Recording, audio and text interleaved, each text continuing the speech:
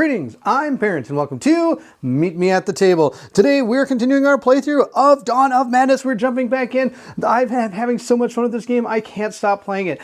For those of you watching, if you noticed anything in the last video that I made an error on, I may have put a pinned comment about it, but I'm not going to be doing anything to change the way that this game is moving forward, mainly because I'm recording it back to back with my last video. I pretty much stopped recording, got that one edited and put it up, and now I'm jumping right back into recording again without even a blink of an eye. So we're going to dive in, continue our Dawn of Madness playthrough. Emily and Linus are running through this asylum. I think we did a pretty good job. We actually got down to just having one enemy on the board. There is one thing I need to change, and that is when I put these rifts out for that particular monster, this should have been a purple one. It had flipped on me when I was watching my edited video. It's the only thing I am going to change because I actually caught that. I normally don't catch a lot of the things, but that one I caught. So we're going to continue on. We're going to get into Dawn of Madness, and if you're excited to see if Emily and Linus can get through this, then I need you to meet me at the table.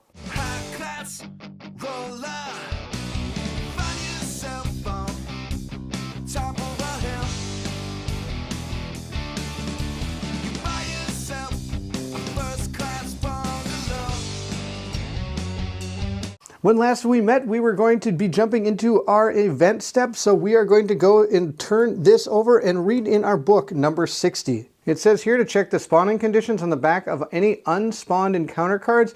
We're going to spawn a terror, patient, lobotomy, and a random terror from the terror deck on different world shards. I'm super excited. It's only one extra, of course, on top of the terror patient. Some cards are going to become available. This one does say spawn this encounter in the in-between during round 6 event phase. So we now have this card available to us. It says that we are going to deal with Laura's operation. The time has come. You're finally going to correct the error the doctors made years ago. We'll place that one in the in-between. Also, there's a card that says if the Wanderers have the Coda card, the Pharmacist, which we do, and a red consequence token on the Pharmacy, spawn this encounter on the Pharmacy. So we have open for business. The Pharmacy is open, and the Pharmacist is eager to see you again. Really? I don't really know. If you remember from the last video, I don't think he was going to be eager to see us at all. The last one we have is the Creepy Psychiatrist's Office. This one says if a completed token is on the Psychiatrist's Office, spawn this in the psychiatrist's office. It says the true self. It's time for another session with Dr. Thurston. He's so thrilled to see you again. That one I think I want to see all those. Those all sound really cool when they came in. We need to spawn lobotomy. Lobotomy is going to be spawned in number 13. Well, that sounds like a pretty lucky number. That's going to be the asylum basement. So we'll be rolling a yellow, red, and green. So we'll take those 3 sentience dice, roll them up, and see where these rifts are going to be. We have a yellow wild, a red hand, and a green skull. We'll place these 3 rifts right down here to go after. I'm excited to see a yellow on that board again. The red hand might not be too tough. This one's going to be pretty tough, though. Along with Hysteria and Lobotomy, we're going to be putting Prolapse on the board. Prolapse is going to go on to number 14, which is by far my favorite one. Look at us, 3 yellows. Let's roll these yellows. Oh, this guy's going to get so messed up. I'm going to roll 3 yellow sentience dice, and those will be the rifts that we can attack him through. Look at this, all skulls. This guy's so... I feel so sorry for this guy. The only problem is when I show you the board, it's going to be tough to get to him. He's like way on the other side of the board, but just come at me, bro. This guy's going down. Like I said, he is a long ways from us. He's not too bad from here, but this is the person I want to have attack him. But look where he is, all the way up in that north wing that we start a lot of where we can sometimes get sent to. So maybe if we read this, maybe it'll send us up there. That'd be fantastic. The other thing I need to do is before we start, I have to move his mental capacity up 1. I forgot to do that in the last video because of his card that he has. That fetal specimen gives him +1 maximum mental capacity. We also need to put Prolapse's token on number 4 along with Lobotomy, and then we can start our turn. The first thing we're going to do is Linus is going to move 1 space. There's a brand new card that just got into the in-between. Now, I've never been to the in-between at all either, so there's 2 possible things we can do in that space. But before we do, I want to give the ability to our heroes here, I guess the Wanderers, to gain some more domains. So we're going to use the Faith token, or Faith tokens are going to be able to be rolled to be giving us random ones. So I'm going to grab a purple and a green die, roll them up, see what we get. We got a wild and an eye. We'll place those down on the board, purple one there, green one there. Emily's going to use our first support card to do an encounter inside the pharmacy. The pharmacist wants to see us again. Let's see what he has to say. "You've returned," the pharmacist says. The meat and bone inside his ruined head glistens wetly as his body's decay is somehow reversing. "How may I be of service?" Each wanderer gains a pill token, and this encounter will always remain open. Return to the game. Okay, so now we always know how to get pills. And so the psychiatrist was right. Go to the pharmacist and you'll find pills. So we do each get one. That's fantastic. Now that we have pill tokens, I am going to move one space for free as an action, which I'm going to move up to the Abyssal Maw. And now, after I perform that action, I am going to perform an attack action against Prolapse, which is way up there. So the deal is, she's here in 1, 2, 3 spaces away. I can get Prolapse, which is somebody we want to take off the board before he activates. The other one that needs a pill is right here. So if we can get up there, we can also figure out what that is that needed a pill token. We're going to probably have to attack this guy twice because he got 7 health. I do get to roll 7 dice. I mean, who knows? Maybe I can do awesome. But I don't have any rerolls or anything, so this is just going to be what you see. I got 1, 2, 3, and I get to roll 3 dice again. So we got 3 damage on him so far. 3, 4, 5. We got 5 damage on him. He's got 2 left. Let's go and... do we have anything we can spend? No. We got 5 damage, so we're going to attack again through his second one. Now, this is going to cost me 2 mental capacity, dropping me down to 5. But I think it's best to get this guy off the board. And there's 4 right there. Oh man! Oh, I just got to see. Would have been? Could we have one-shotted him with that roll? That'd have been absolutely amazing. Nope, we wouldn't have. But that's okay. He's dead. We are going to gain 2 shards for that. But we did get Prolapse off the board. I did not want him there. Those traumatized cards are brutal. We'll place our 2 shards right there. And it is now Lions' turn. Now, I'm going to do this, and I'm not sure if this is legal or not. You have to tell me. Without the Abomination on the board, I wonder if I lose the ability to get rid of these Envenom cards. I'm going to say I don't. I'm going to say that is still active, so I am going to spend 1 mental capacity to get rid of this Envenomed card. But please let me know in the comments below if that is the case. Also, when watching the videos, turn on the Klingon subtitles, because sometimes I miss catching any rules errors during my editing process, and also people might catch some while we play the game. For example, this one right here. And so if you have the Klingon subtitles on, you'll be able to see whether or not, if there was something done wrong, you'll know watching the video. One thing I failed to do is my Scalpel gives me an extra 1 back when I kill an enemy. We'll also remove this from the board. We're going to try something a little risky. I'm going to spend 2 mental capacity, but I'm going to use one of my shards to be able to only spend 1 to do the encounter here. That way I can hopefully go before these characters right here activate. So let's check out this Laura's operation here, 273. The house is just like you remember it, isn't it? But even so, something about it is wrong. In fact, for some reason, you don't feel like this is your family's home at all. Still, you know you're here for a purpose. There is an aching void inside of you, and today you're going to fill it. There is an operating table in the middle of the family room, and a line of knives, thread, and needles lie purposefully arrayed on a TV tray near the bed. That's not the whole story, though. Someone has shattered every mirror in the room, and what's more, you can't see even a sliver of a reflection in the remains. Numerous newspapers litter the ground, but they are all unreadable due to smeared, muddy footprints and black pen marks. You hear your sister in the other room getting ready to play doctor with you. Butterflies are fluttering in your stomach. It won't be long now before you're finally whole. At long last, you're ready. So, with an almost steady voice, you call for your sister to join you. Laura, isn't she? Enters the room wearing a medical gown. She smiles warmly at you. She looks so trusting. Soon, you will be one whole person again. Wait, is this right? Laura comes and sits on the medical bed. You sterilize the tools in alcohol and bring the TV tray up closer.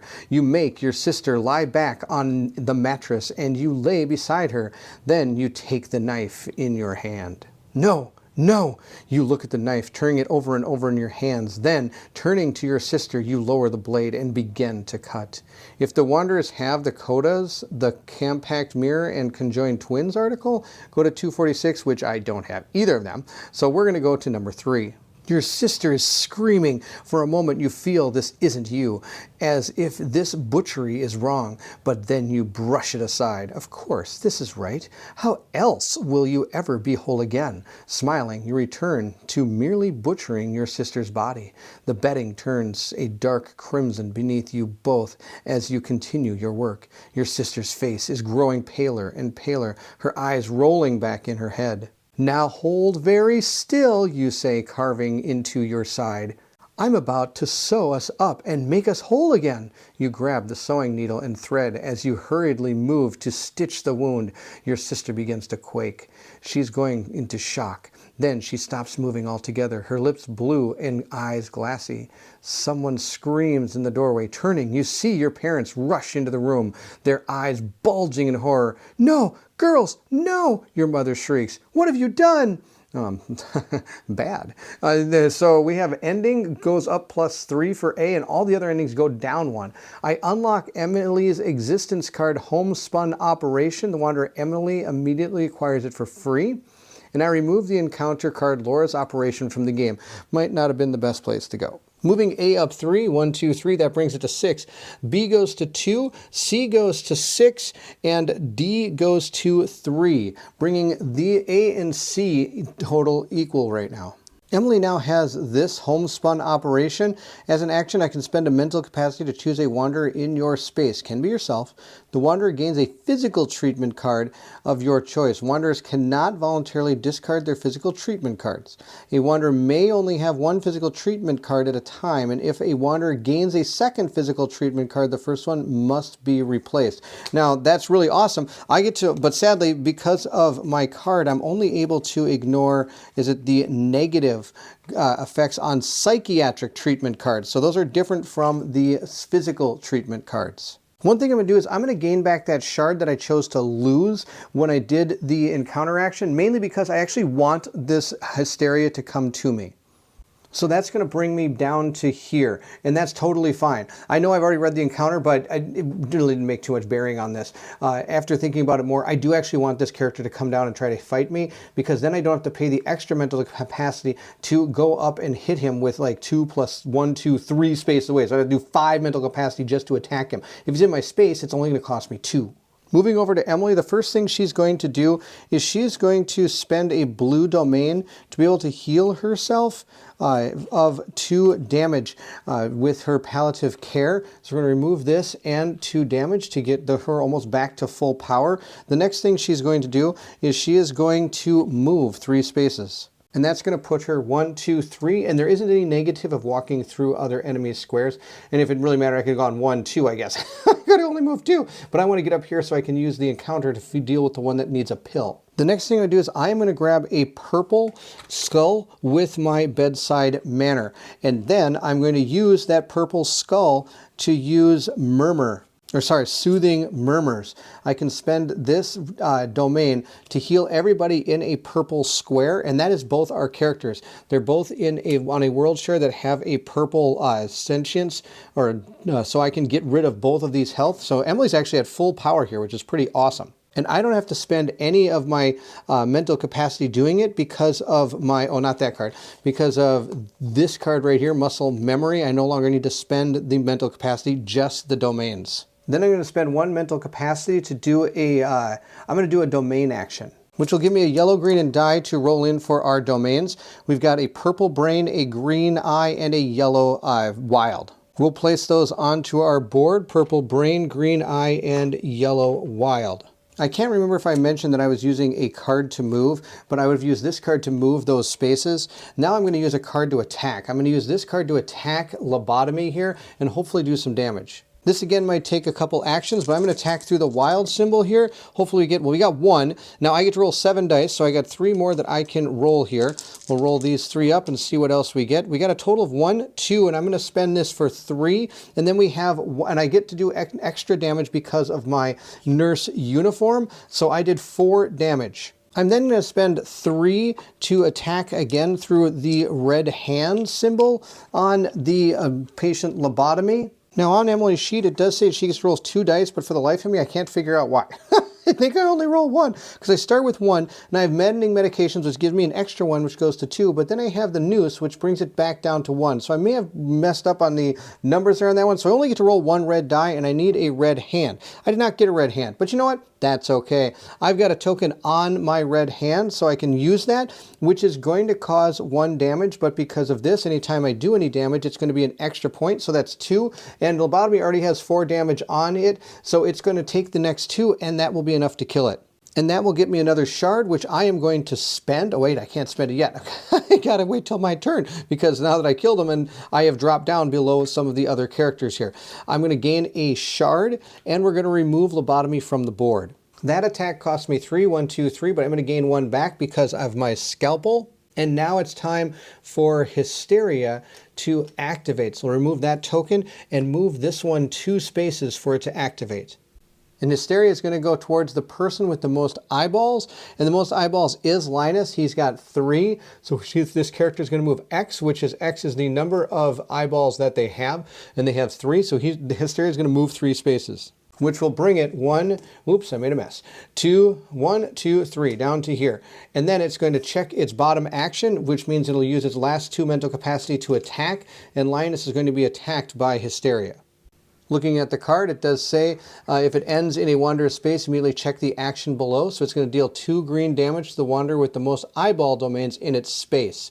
And of course, while Hysteria is on the board, I cannot spend these eyeball domains to prevent damage during defense tests, which is terrible. Linus does get to roll 3 green, so hopefully he'll be able to block it. He got 3! He blocked everything. That was such a good roll. So I don't take any damage. It would deal an extra damage if it had an eyeball rift, but it does not. So even if it did 3, it still wouldn't matter. I was able to block all the damage. What I'm going to do next with Linus is going to use this card to be able to do a domain action. It's only 1, maybe I should save that. Well, I don't have a confrontation left to do. A search and domains are both worth 1 mental capacity, so I'm going to do the domain action so I can get 2 purples and a red. We'll roll up these dice and hopefully get some good things. I've got a red hand, a purple eye, and a wild. We've got so many eyes for him. We'll put the purple on the eyes, the other one in the wild, and then I get a red hand. For those of you playing the game for the first time and trying to figure out some good things, I have noticed having domains is a super big bonus.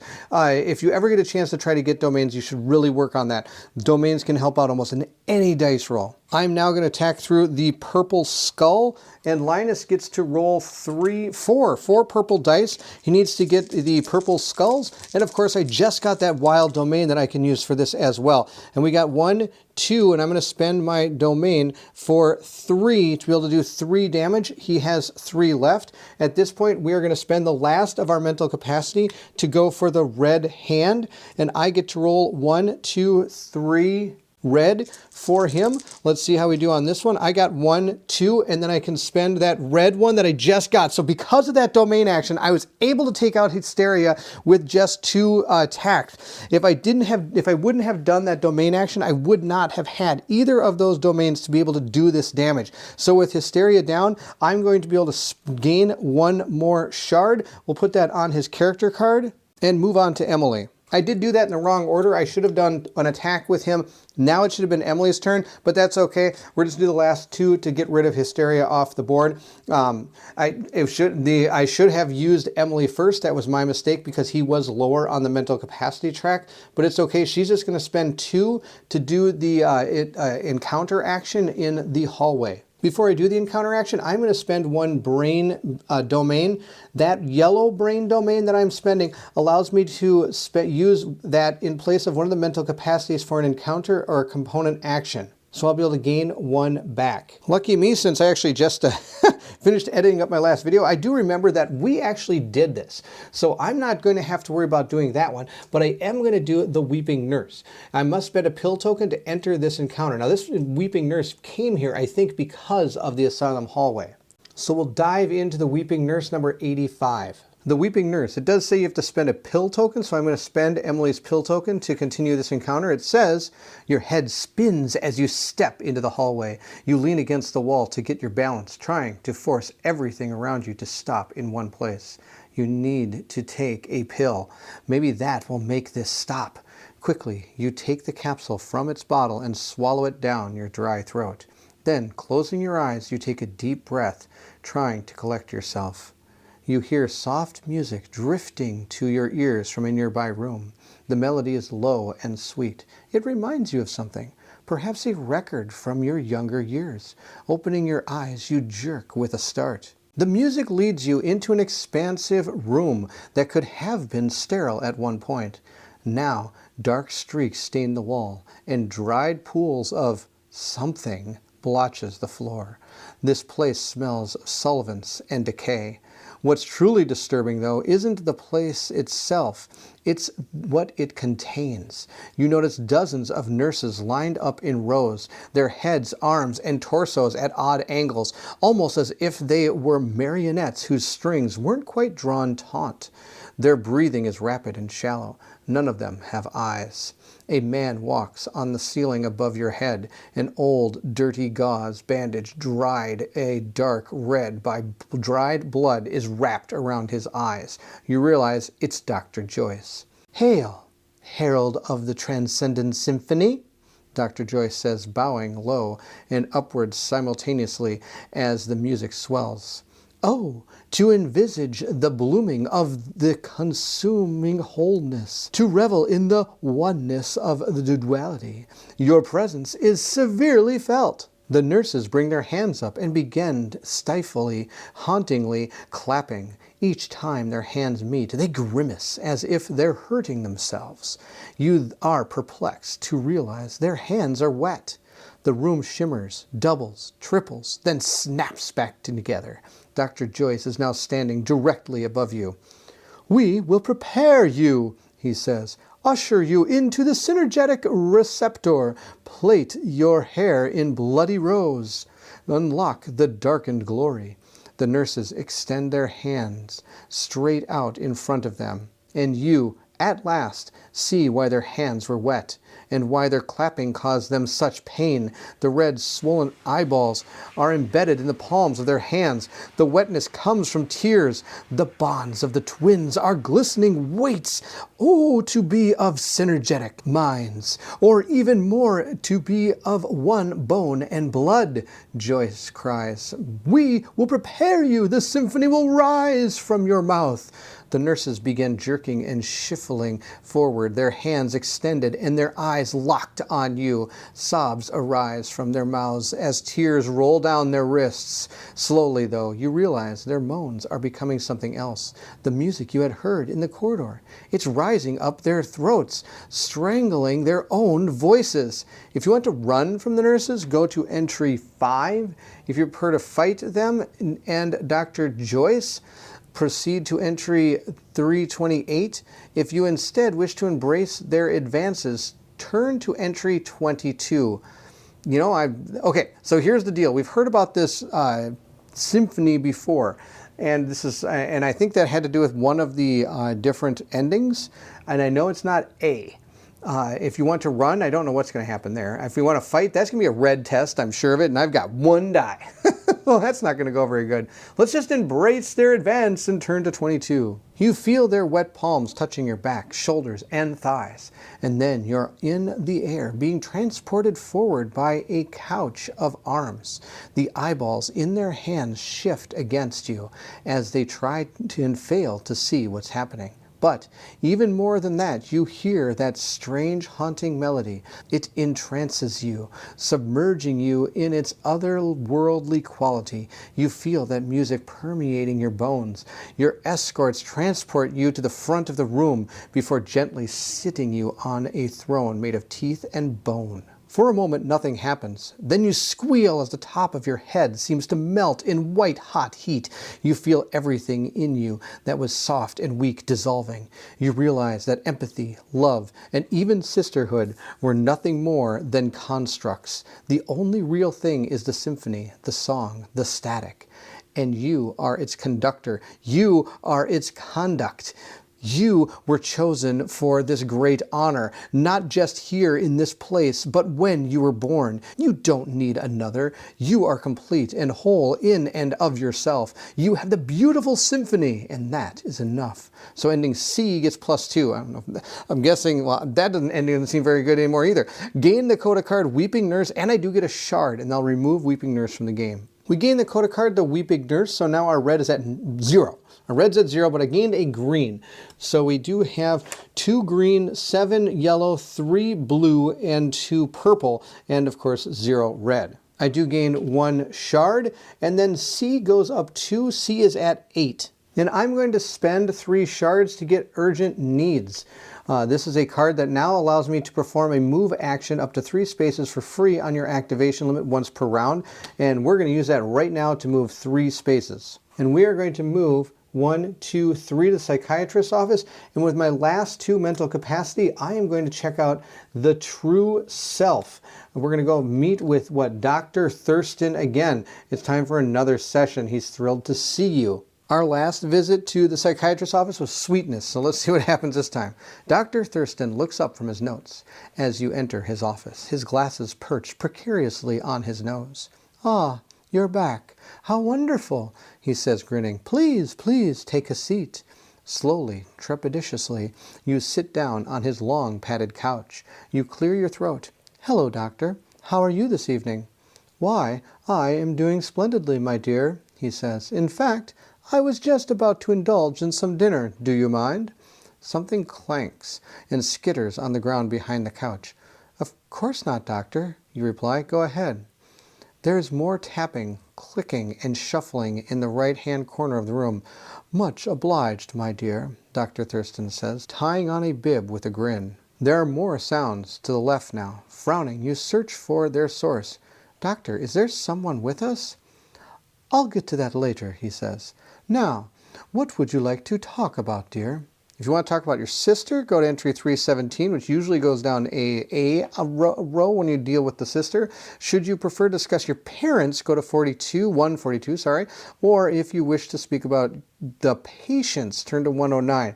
Let's do the parents, 142. "I've been thinking more about my parents recently," you say.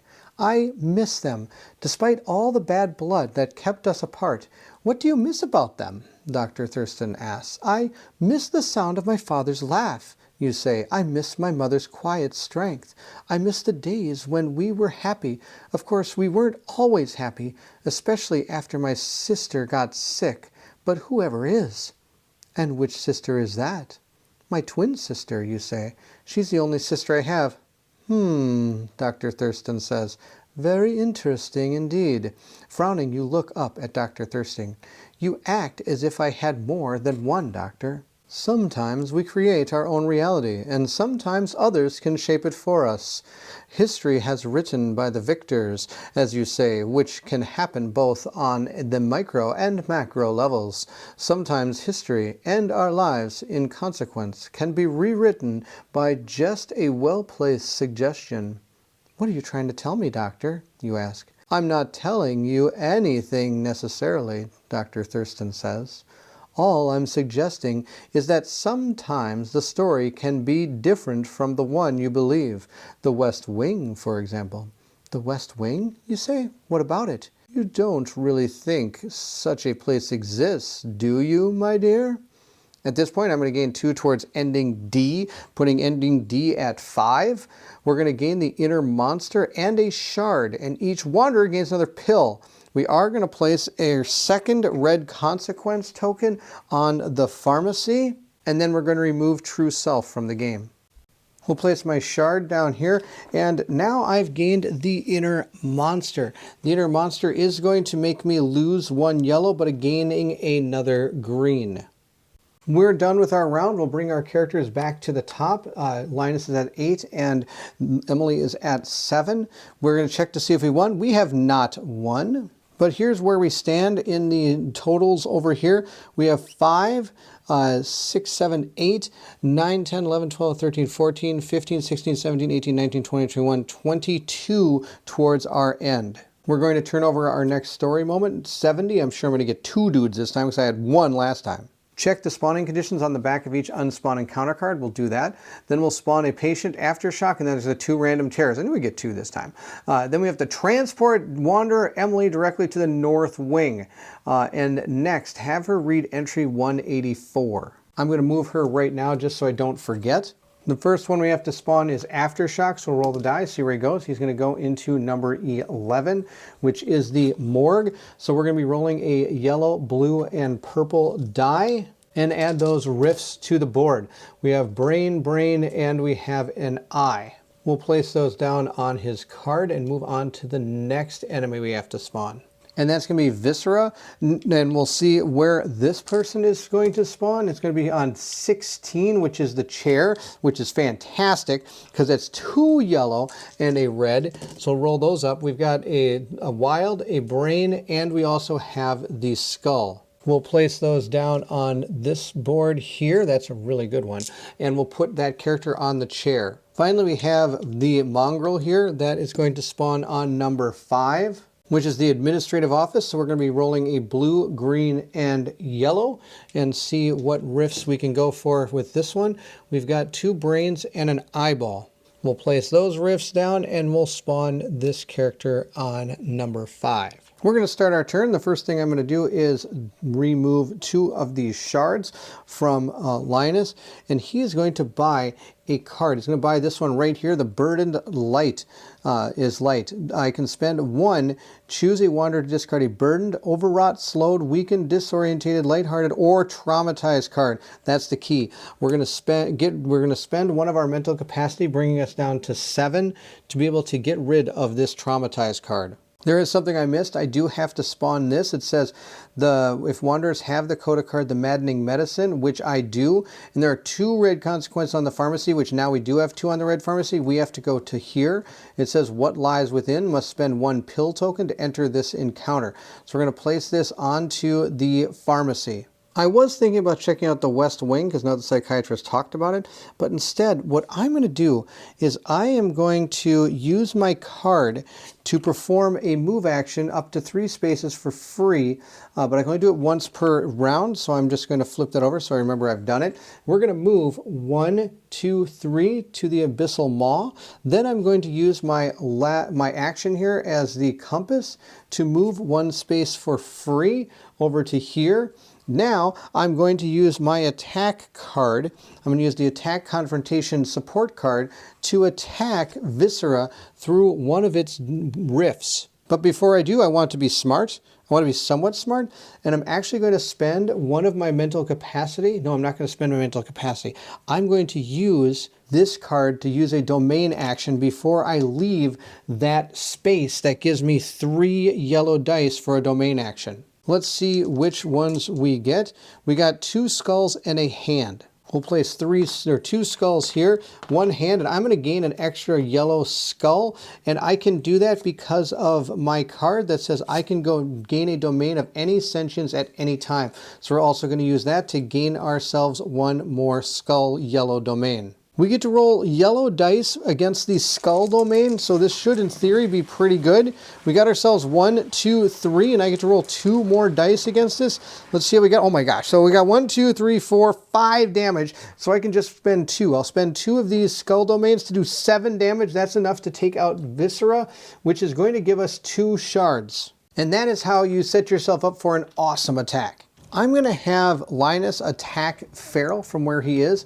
I'm going to use this card. Now the reason why is because a lot of this has to do with, look at this one. It says, a wanderer in its space loses X brain domains. Feral deals blue damage for each domain that cannot be lost. And then look at this. I can do double the amount of damage if it's a brain domain. It's got 2 of them on there. That's absolutely horrible. This might take 2 turns to get through this guy, but we need to get him off the board. We're going to go for brain domains. We got 1, 2, and I can spend these 2 right here. I have 2 wilds in green. I'm going to spend both of them to do 4 damage to Feral. At this point, I am now going to spend 3 mental capacity, totally fine, and we are going to attack him through his yellow eye domain because I can roll 2 dice for this one. And we'll see if this is going to be enough to kill him. I've got 1 right there. That is enough. He only has 5 health. I did 1, 2, 3, 4, 5. There was another brain in there somewhere, I think. I think this was brain. 5 damage right there. I get 1 shard for killing him. Now it does say on his card that if I was able to kill him with a brain, through a brain domain rift, I gain an additional shard, so I get 2 shards for him, which is awesome. And we'll move on to Emily's turn. I always seem to be ending up at the pharmacy, but I am going to spend another pill token because I love this spell. I love this. I really feel that the story modes that have to do with pill tokens are real key to really getting into this game or figuring out what's going on. So I'm going to spend the pill token to use what lies beneath or within. That's going to cost me 2 mental capacity, bringing me down to 5. I've spent my pill token. Let's check it out. Your skin is crawling. You need to take your medication. Quickly, you rummage through your pockets and pull out the vials you find there. Your fingers shake as you pop off the lids and dump the pills into your hands. You hope fleetingly that the drugs don't have some negative interaction with each other. The world warps and shifts around you, and you find yourself in a dark operating room. Ah, Miss Hawkins, Dr. Thruston exclaims, "Welcome back." You warily step deeper into the room. As Dr. Thruston moves out of the shadows behind him, you see 3 squirming patients tied to nearly vertical tables, gags in their mouths. Dr. Thruston notices your gaze and swivels toward them. "Fascinating, aren't they?" he says, drifting around them with a detached clinical expression. "Their desperation, their need, their dependence reminds me of a bit of like leeches. If I'm honest, the way they suck the life from everyone around them and offer nothing in return is practically subhuman. I would love to peer inside their skulls and see what makes them tick." Raising his circular saw, he cuts the head off one of the thrashing, gagged patients. Then he carefully cracks the skull open and peers inside. "Ah," he says, "just brains." Raising them to his mouth, he sucks them out of the brain pan and swallows. "How about it? Are you finally ready to let the monsters squirming inside you out? I've seen it in there. You know, it captivates me. Would you like me to help you free it?" "I'm not a monster," you mumble. "I'm not a monster." Dr. Thruston chuckles. "Are you so certain?" he asks. "Give in, embrace the madness, open up your true self. I can decide if you will attack the patients or Dr. Thurston. If you want to operate on the patients, go to 121. You would rather try your best to take out Dr. Thruston, go to 133. I think it's time that this doctor is going to be leaving this world. Let's try to take him out. I don't think I need to operate on random people. "No, Dr. Thruston's wrong about you." Turning to him with a stubborn snarl, you ball your hands into fists. "I won't do it," you say. "I decide what and who I am, not my past, and not you." Dr. Thruston growls with disapproval. "I'm not angry, just immeasurably disappointed." Slowly he advances toward you with a saw spinning. "This all started with you. You realize that, don't you? We're all sick because of you." "That's not true," you reply. "Ah, but it is, my dear," Dr. Thruston says. He dodges sideways and forward, his circular saw aimed at your neck. I'm going to fight against Dr. Thruston and test blue for hands and yellow for eyes. Blue is a bad color for me, but yellow, not so bad. I'm going to start with the blue for hands first because that's going to be the hardest one for me to get. I got a wild, so that is going to be a good roll there. Now I need to roll 6 yellows, and we need to get eyes for this one. Let's see if we're able to do that. Now, I don't have any of these domains at all either, so I'm at the mercy. Oh, I got an eye right there. Woo! Fantastic. I do not take the 2 damage. "You and your sisters were the first to bring the plague of tangible madness to Lockwood," Dr. Thruston says. "There has always been insanity here, of course, but yours was the first one that could be touched, tasted, experienced, and then Haas brought his own brand of aid, and that's when it all went to hell. Couldn't you feel it? Didn't you know?" Your mouth moves, but no words come out. Dr. Thruston takes this opportunity to rush toward you again, screeching with inhuman bloodlust. I now have to dodge, so I need to test green for a wild, and if you fail, I lose 2 health. Emily rolls 3 green. I'm looking for a wild. I did not get the wild, so I'm going to take 2 damage. There's a rolling metal cart laden with saws and knives. Picking it up, you throw it at Dr. Thruston. It connects with his head and chest, knocking him to the ground. Sharp instruments rain down around him, cutting and stabbing as they go. I'm not some mental patient, you say. My only madness was in staying here as long as I did. I'm leaving now, and I'm taking them with me. Dr. Thruston laughs, pain in his voice. Weren't you, though, my dear? And as for taking them with you, you did that already. None of us have truly been in Lockwood Asylum for quite some time. You ignore him. Rushing over his victims, you untie them and help them to their feet. Don't forget to take your medication, Emily, one patient says. Of course, doctor, you reply, pulling more pills from your pocket. You hurry past Dr. Thruston, who is withering on the floor. As you leave, you see his head split and a hallucinogenic rainbow-hued vapor waft upward. It reminds you of bleached skulls and butterflies. If you inhale, will you absorb his madness? Or was it truly yours all along? Ending C and D both go up 1, meaning C is at 9 and D is at 6. I then get to gain 3 shards, and I gain 1 brain domain of each sentience, which is out of control, and then remove the encounter card, what lies within, from the game. That was super cool. I get all of these domains. I mean, look at this. I get 5. Boom, boom, boom, boom, boom. I mean, it's bonkers. And I get 3 shards. Wow, that was like truly one of the greatest story moments for us ever. All right, we've got so many shards. Now remember, I can use these to block damage, or I can buy cards. And there's only 1 card left for me to buy, so why don't we buy that? It costs us 3 shards. Well, actually, no. First, I got to make sure I have the... Yes, I am up on the sentience track. I am first. So we are going to spend the 3 to do to buy this card. That's going to give me +1 red, and my domain cards can now be +1. I only have 3 right now. I'm now going to spend 1 of our mental capacity, being able to equal out with everybody, to do a search action. We'll draw our top domain card and see what we have found. We now have sacred text. I do get an extra purple, and I can action spend domain from your dashboard to gain shards. Limit once per round. What? The purple's cool, but I definitely don't need anything to help me get shards. And we have made it to the end of our paper with all the writing. We have 1, 3, 6, 3, 3 for our different things. Red is our weakest stat. It's now going to be Patient Aftershock's turn, and Patient Aftershock is going to move towards the person with the most hand domains. The person with the most hand domains is Linus. He has 2.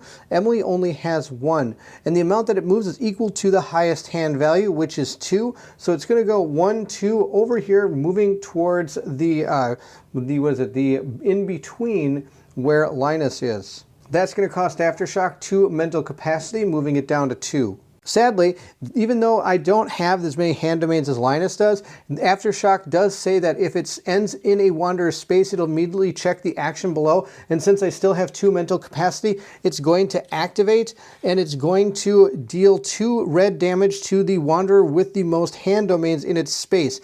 Deal 1 additional damage for each hand domain on the Rift card. There aren't any on the Rift card, so I'll just have to take 2 red damage. I only get to roll 1 die, but I'm going to spend this skull domain from Linus to give me an extra die. And I really don't think it's going to matter. I need to roll like a 50-50 chance to block any of this. I was able to block 1 with this eye. So 1 block, I'm only going to take 1 damage. That's not too bad. With Aftershock Inner Space, Emily's going to take a shot at him. Why not? I'm going to go for the yellow brains just because she's really good at rolling yellow. Since it is yellow, I get to roll 6 dice, which should help me out. Now, sadly, it's a brain symbol, which isn't the easiest to get, but I did get 1, 2, 3 damage, and I get to roll 2 more dice, so I've done 3. Let's see how much more I can do. 3, and I got 4. I got 4 damage, plus 1 is 5 because of my uniform. I am so sad that I have to spend 2 more sentience, or 2 more mental capacity to kill that guy. I'm going to have Linus perform a search action with this card. And after he does that, then he's going to probably do an encounter. We'll see how this goes. He has found himself an esoteric symbol. Each time you kill a monster during your attack action, you may gain 1 domain card or 1 mental capacity, or sorry, 1 wild domain of any sentience. Oh my gosh, that's really good. Okay, so that's a fantastic card for him. Look at this. 3 yellow skulls. If I ever need to really crank out the skulls, there they are. Wow, that's super, super cool. Now I'm going to do an encounter in the in-between. I forgot to put down 2 of her mental capacity. We'll also have to tick his down as well. And we're going to see what the in-between has. We're going to go to 202. With a heavy heart, you approach your parents in the skirts. Somehow the room seems different than you remember. It says here, you stand in front of your family's home, looking up at its peaks as its windows burn bright beneath an angry, bruised sky. Rain flows with the tears on your cheeks, soaking through your hair and clothes. Regardless, you don't move, incapacitated by indecision. You desperately want to go in, but maybe it's better if you just turn and walk away. After all, this house may still be your family's home, but is it truly yours anymore? You see the shadows shifting between the trees and the side of the house. Perhaps it's just the wind ruffling the branches and bushes over there. Or maybe it's the darkness in your soul closing in upon you. At least you force your feet to move, your head inside the house, across the entryway and into the family room. Your parents look up from where they clutch each other. Some deep part of you realizes there's something very wrong with the room. But all you can focus on right now is your parents' faces. Your mother's look as if unreadable as stone. However, your father's expression contorts, fresh shadows filling with angry trenches on his face. "What are you doing here?" he snaps. I only wanted," you stammer. "Haven't you done enough, you ungrateful sow?" your father yells, lunging to his feet. "This is all your fault. She's never coming back, and it's because of you." You feel yourself crumpling inward, your body trembling as you shatter inside. The walls are closing in around you, constricting. Your father is growing taller, towering over you. Fire leaps from his eyes and dances across his tongue. "Go!" he roars. "Get out and never come back. I never want to see your face again." Then he shrinks, seeming to collapse in under his own weight. He covers his eyes with his arms. Decide if you really want to stay. If you do, test green for an eye. If you succeed, go to entry 342. If you fail or just want to leave, proceed to entry 261. I don't see why we don't test, so let's give it a shot. We get to roll 3 green dice, and we'll see if we get an eyeball symbol here.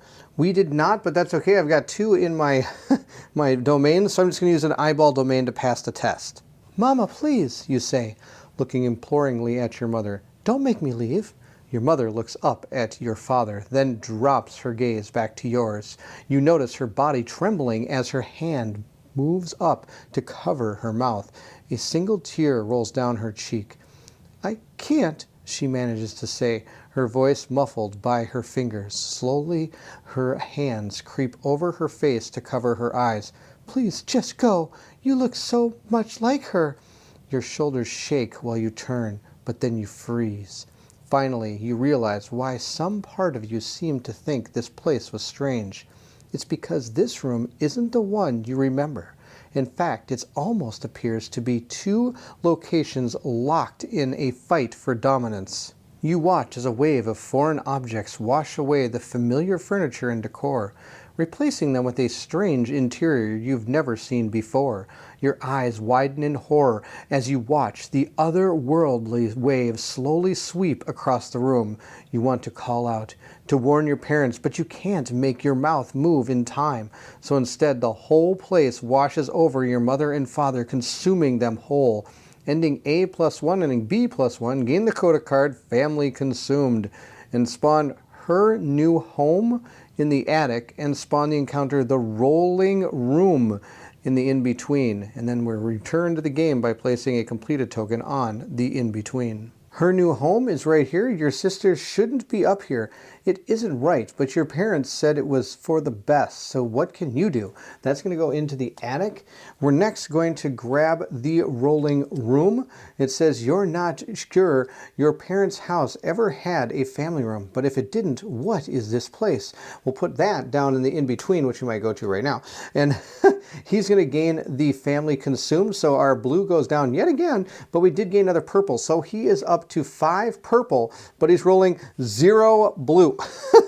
So he's really good at purple, she's really good at yellow. Okay, here's what we're going to do. We're going to spend 2 to take out Aftershock, but I'm going to spend a red brain, which means it'll cost me 1 less because I'm using that to equal 1 of my mental capacity, bringing my mental capacity to 1 in order to make the attack. And we're going to attack the blue brains. I need to get only 1. We got 1 that was easily enough to kill it. Only had 1 health left, and I pretty much slaughtered this thing. She gets 1 shard and gains back a mental capacity, which is going to be huge. We're going to remove this from the board. And now our characters are both going to do awesome things. First, I'm going to use a move action with Emily to go 1, 2, 3 over to the attic. I want to check out our new home. And then he's going to spend 2 mental capacity to check out the rolling room. Which order do I do these? I think I'll do Emily's first. You look around the remodeled attic at the foreign layout. It shouldn't be like this. You try to swallow the lump in your throat, but it won't go away. So how do you like your new apartment? You ask your sister, trying to act as upbeat as you can. Your sister laughs. It certainly is spacious, she says. But I miss our old room, Emily. I want to move back in there with you. We're safer together. Your eyes are burning. Are you about to cry? You know, Mom and Dad won't let you do that, you say. Not until you're better. I'm no different now than I was before, your sister replies, her eye twitching. You know that's not true, you say. You're sick. It's plain as day. Your sister's arms spasm. Let me out, Emily, she says. Please, let me out. The static is getting louder and louder. I can't handle it when I'm not outside around people. They won't let me, you whisper. I'm sorry, so sorry. Your sister begins withering. Please, Emily, please let me out. You cover your mouth to stifle your sobs and run from the attic, closing and locking the door behind you. Your sister starts hammering on the door, begging for release from her prison. Grabbing fistfuls of your hair in both hands, you sink onto the step and weep. Ending B goes up by 1. I gain the Coda card, the attic door, which gives me -1 to red. So now I'm at -1 in my red. Can I even go negative? I think most can go 0. Could be wrong. And I get +1 green. I'm going to remove the encounter card, a new home, from the game, and we'll return to the game. The roiling room. Now you think about it, you're not entirely sure your parents' house ever had a family room. But if it didn't, then why is this place here? Does it even really exist? You step into the room, looking warily around.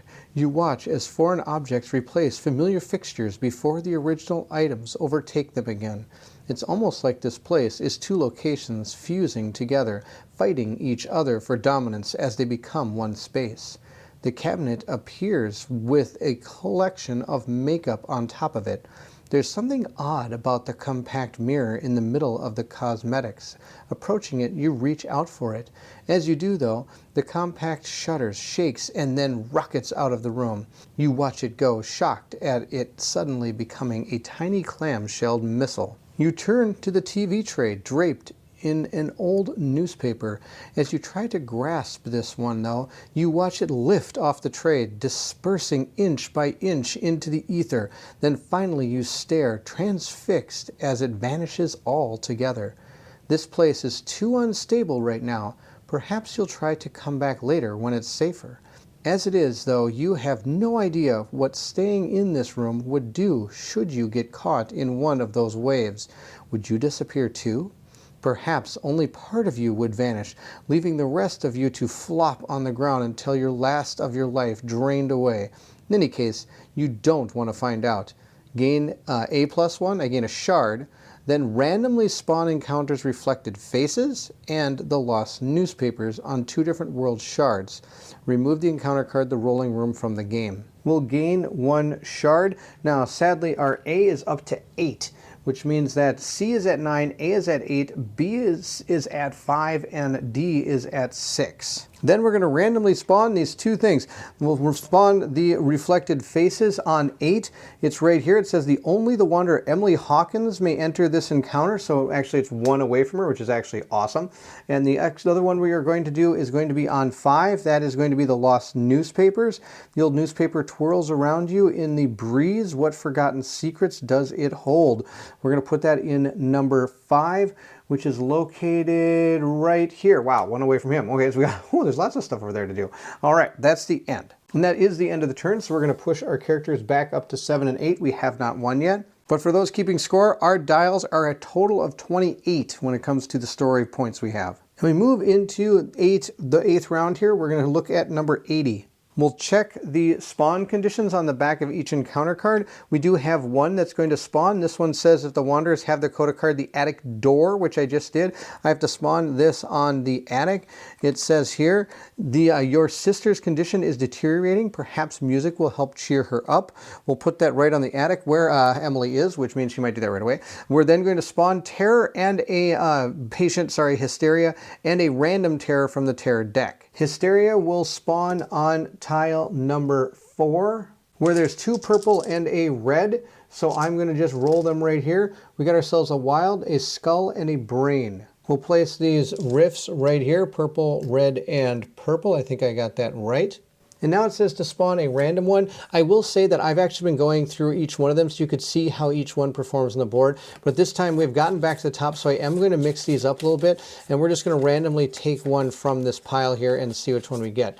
We have ourselves Mongrel. It is going to spawn on number 9? Number 9. Which is going to give us a green, red, and purple sentience here. We'll see, or whatever the, oh wow, all hands. Oh no, and look at this. Bestial is a Wanderer into space. The Wanderer, if double above with all the, oh my gosh, he's got all hands. We got to take that guy out now. That has to be probably one of the worst rolls we could have rolled for that guy. All right, we'll place him down in number 9. We have one in the pharmacy and one over here with us inside of the in-between. We'll then place out our 2 tokens. One goes on 4 and one goes on 3. We're going to start our turn off a little bit different this time.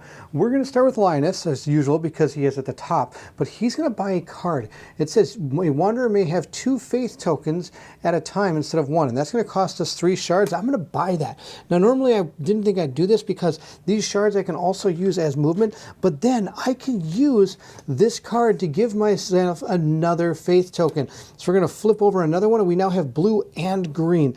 On top of that, I can then use this, and I can have a Wanderers with faith tokens may gain a random domain matching one of their faith token sentience during their activation. So I'm going to make him roll a blue one, and she's going to roll a purple one, mainly because blue is just such a poor stat for all of us. We got a wild blue, which is fantastic, and purple for her hands. So we'll place one of them right here, the wild one. Then we'll give the purple one to Emily on her hand domain. That is going to push him down 1. Emily's going to start by using an encounter card. She's going to do an attack action or a confrontation. She's going to use the attack action 1, 2, 3 to go after Bestial. It's actually Mongrel. Bestial is the type of creature. I think Mongrel is the actual name. I'm going to go against the purple hand. I get 3 dice. We'll roll these up. I got 1, 2 wild, so that's 2. Then I can spend this one for 3, that's on the hands. And then I can spend 2 more wilds for 5. I'm spending a lot of my stuff. But 5 takes him out in 1 shot, so Bestial is off, the Mongrel, sorry, is off the board. I am going to gain another shard. I've got an astronomical amount of them. And then we'll remove him from the game. Actually, from the board, not from the game. You still come back. I'm going to use my card that allows me to move 1 for space for free. And I also get 1 mental capacity. I am now at 8 because I killed that enemy. I'm going to go into this encounter, and this one can only be done by Emily Hawkins. It's the Reflected Faces. Your foot taps against something. Looking down, you frown. A compact mirror lies discarded on the floor by your toe. Bending over, you pick it up. It's shaped roughly like a clam, its black plastic shell scuffed. Popping the compact's latch, you flip its lid up to examine your face in the mirror's glass. My, you certainly do look like you've been through the ringer recently. The image in the glass changes briefly. You observe your sister Laura's face. Then the reflection shifts again, and you see a strange, horrific visage staring back at you, one that is both utterly foreign and intimately familiar. Finally, the two other girls' reflections begin to meld with your own, swirling together into one single horrible image. "You're not me," you mutter. "You're not me. I'm me." Shaking your head briskly, you snap the compact mirror closed and shut your eyes, trying to purge yourself of the horrid sight. But alarmingly, you're not sure you can. You raise your arm to chuck the compact mirror away, but then you hesitate. For some reason, it still holds a strange pull over you. Sighing, you pocket the mirror instead. So ending A goes up 1, B goes down 1, and C goes up 1. That's going to put A at 9, C at 10, and B is going to drop down to 4. I'm then going to gain the compact mirror coda card and 2 shards, and I'll remove reflected faces from the game. The compact mirror is going to give us +1 purple, but -1 green. And we'll take our 2 shards and place them on our board. This is just out of control. There's so many. I forgot to mention, for that particular encounter, I was going to use this card so we wouldn't have to pay for it. Next, I'm going to discard, or use this, spend 1 and a domain of any specific sentience. Then, every wanderer in a world shard with matching sentience restores 1 health. I'm going to use purple, and that way I can heal 1 from both of my characters, because they both have a purple sentience on their world shard. Then I'm going to use this card to move 3 spaces for free, but only can do it once a turn. Sorry, I should say once around. And we're going to move 1, 2, 3 down to the chair, and we're going to take a look at the chair. I'm going to spend the 2 for my encounter in the chair. That'll bring our mental capacity down to 6. Actually, I lied. I'm going to use this card first to make an attack against Hysteria, which is 1, 2, 3 spaces away right over here. And we're going to go for the purple wild symbol. Sadly, I used a lot of the purple wild symbols to take out the other character, but I still do get to roll 3 dice. And this way, maybe I can soften this guy up for Linus a little bit. We got ourselves 1, 2 damage on it because of my nurse's uniform. So we'll put 2 onto the Hysteria, leaving it with 4. The chair states, "The chair looms under the stark light, both illuminating and fascinating you. You will sit in its cold steel seat. It's only a matter of time." And here is Stalker in the Dark. The chair lingers before you, perched atop its island of sallow light amidst a sea of Stigna gloom. It terrifies you, but at the same time it also fascinates you, calls to you, and draws you into its seat. Finally, trembling, you give in to its demands. You hear murmurs closing in on you, a sound that swells and surges until it's a cascade of chatter. So many voices swirl around you, whispering of strange experiments, unearthly realities, and involving humanity. You don't think these people are from the asylum. They seem outside of it. You get the feeling that your nightmare is all their elaborate joke. You see something, a relic throbbing with otherworldly energy below your feet, and then the world blazes around you. The lights flicker on and off overhead, dousing you alternately in pitch black and unnatural off-color fluorescent. The bulb's hum is like a staccato swarm of metal insects, stuttering petulantly in time with the light itself. Doors to patients' room line either side of the corridor, their small observation windows hinting at the darkness they contain. A feeling of dread wriggles inside your belly, growing closer to panic each time the corridor cuts to night. You are becoming more and more certain there is something behind you, stalking you, growing closer every time impenetrable darkness returns. The light douses afresh, and you freeze. You still hear your breath panting in and out of your lungs, but is accompanied by a different sound, like someone or something shifting in the hallway behind you. Its heavy feet thud on the tile floor. Why haven't the lights turned back on yet? It's coming quicker. Run! You try to evade your pursuer. Test green for 2 eyes and blue for 2 brains. If you succeed, go to entry 125. You fail, proceed to 228. All right, 2 green eyes and 2 blue brains. Let's see how we do. We got 1,000,000 eyes. We got 2 blue brains. We got 1,000,000 of everything. Oh, our guy is super good. The lights flicker and flash back on, revealing a looming corridor. Skidding around it, you see a set of double doors with a push bar blocking the way up ahead. You hope those doors aren't locked, at least not yet. You hear whatever is pursuing you, galloping down the hallway in your wake. Having wholly abandoned stealth, it's getting so close. The hairs on your limbs and neck are all standing on end. You ram into the crash bar at full speed and the door blessedly swings open. Whirling around, you push the door closed again as quickly as possible. The lights flicker off once more as your pursuer rounds the corner. You can see it. You just know it's coming for you so very quickly. The door clicks shut. Seconds later, the brute on the far side slams into it. You press your body against the door, trying to keep them closed as the unseen horror on the far side rams them again and again and again. Your feet are slipping on the floor. You don't know how much longer you can keep this thing at bay.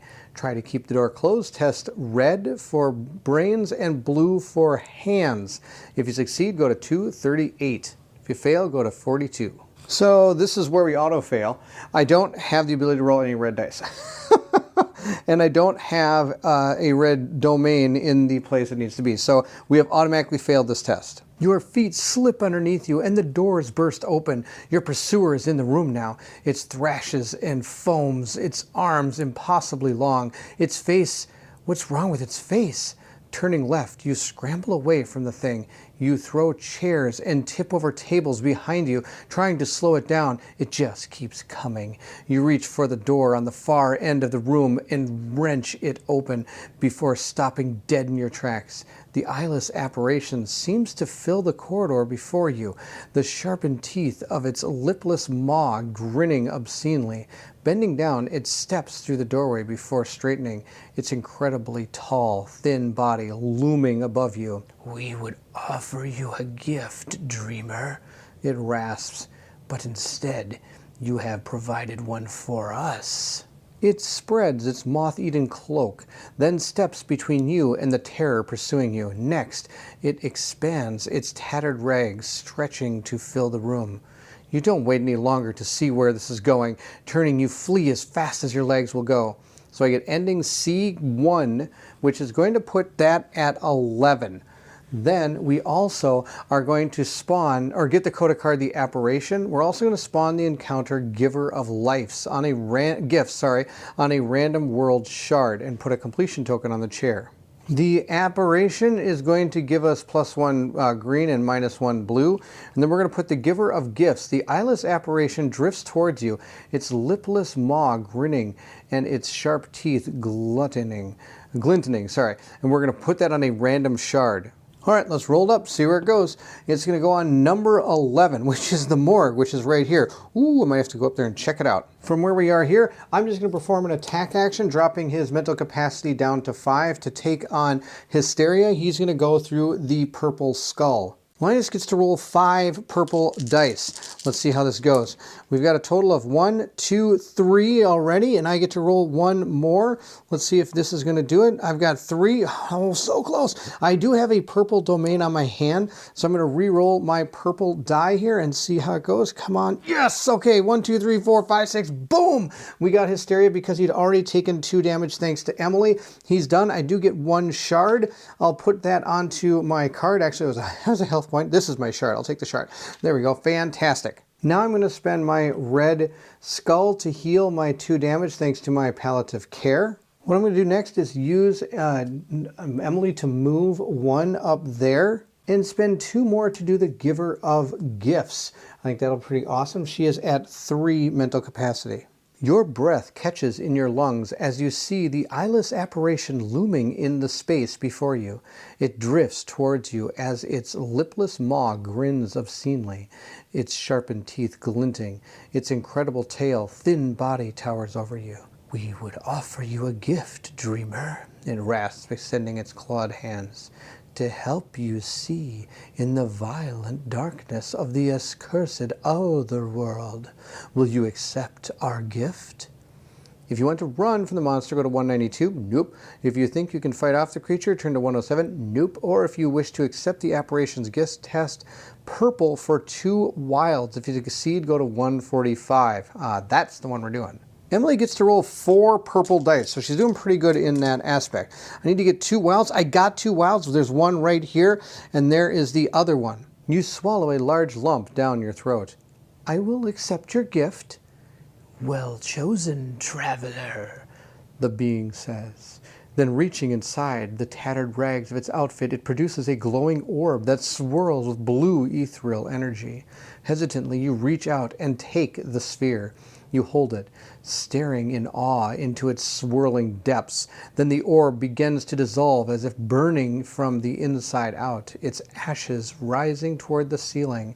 In short order, the globe is completely gone, replaced with a small triangular stone with a circular hole in its center.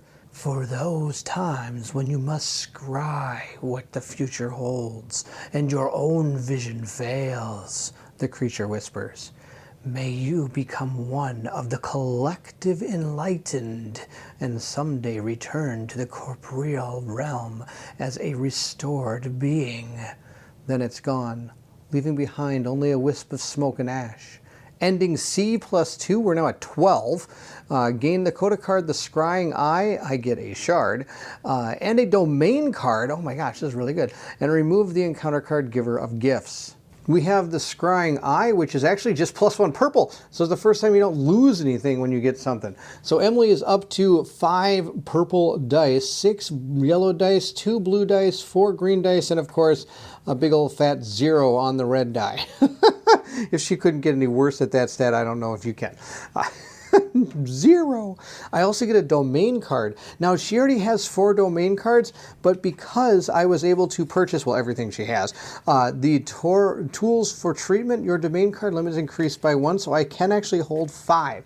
So the one I got is a magnifying glass. As an action, if your blue sentience is 3 or higher, you may perform an encounter action without spending any of my, what do you call it, mental capacity. Limit once per round. That's pretty awesome.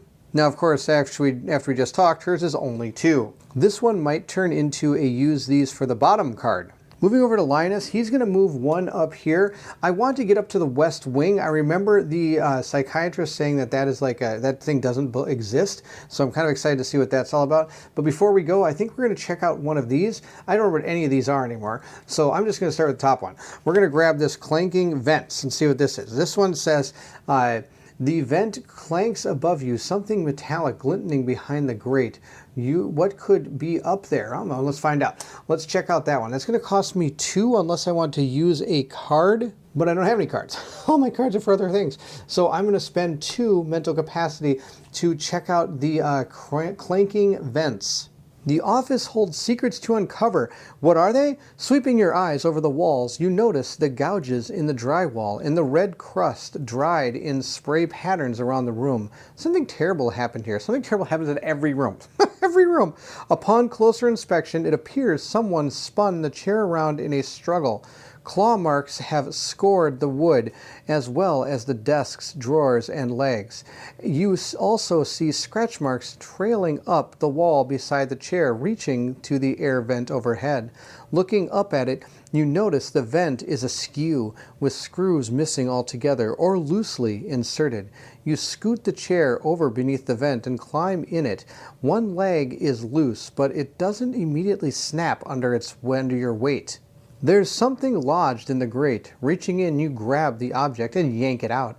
It's a large, pointed hook, like a meat hook from a refrigeration locker. You look it over skeptically, grimacing at the red tint staining its tip, and then slide it into your pocket. Next, you return to the vent, working and wrenching at the grate until it separates from the wall and crashes to the ground with a clang. Ascending to your tiptoes, you peer into the duct, and a man's face stares back at you. Keep yourself from freezing in shock. Test red for brains and blue for brains. If you fail, lose 1 mental capacity. No, I don't want to lose any mental capacity. I get to roll 3 red for brains, so I'll roll these up and look for a brain. I got a wild, so that's going to be the brain. Now, I don't get to roll any blue, but lucky for me, I have a blue wild domain. Wow, I need to get some of my domains back. I'm running out. Good news, I get to keep my mental capacity. It says, screaming, you jerk back. The chair gives out beneath you, and you crash backward onto the desk. The man has a leather strap in his mouth that is tied behind his head, as well as one tied over his eyes. So all he can make are strange yipping sounds as he slowly, methodically unfolds himself from the air vent like a jittery contortionist. How could anyone fit in there, much less a person this large? Regaining your breath, you scramble off the desk as the man emerges like a tarantula from a tube. Knives and sharp instruments fused to his hands clink and clack as they shift against each other. His clothing consists almost entirely of black leather straps and a few scraps of what was likely a patient's uniform. As you stagger backward, he pours the last of himself out of the vent and lands with a thump on the desk. Cocking his head to the side, he lunges at you. If you don't have the domain card Meat Hook, acquire it from the domain deck, the domain card discard pile, or other Wanderer's possessions. If you receive it from the domain deck, shuffle the deck afterwards. We're going to have to get it from the deck. Should you wish to defend yourself against the Vent Man, test red for hands and blue for hands. Well, let's see here. Do I even have any of blue for hands? I do have a blue domain for hands, so technically I could do this. If you succeed, go to entry 1. If you fail, lose 1 health. Should you want to flee instead, I can test yellow for eyeballs.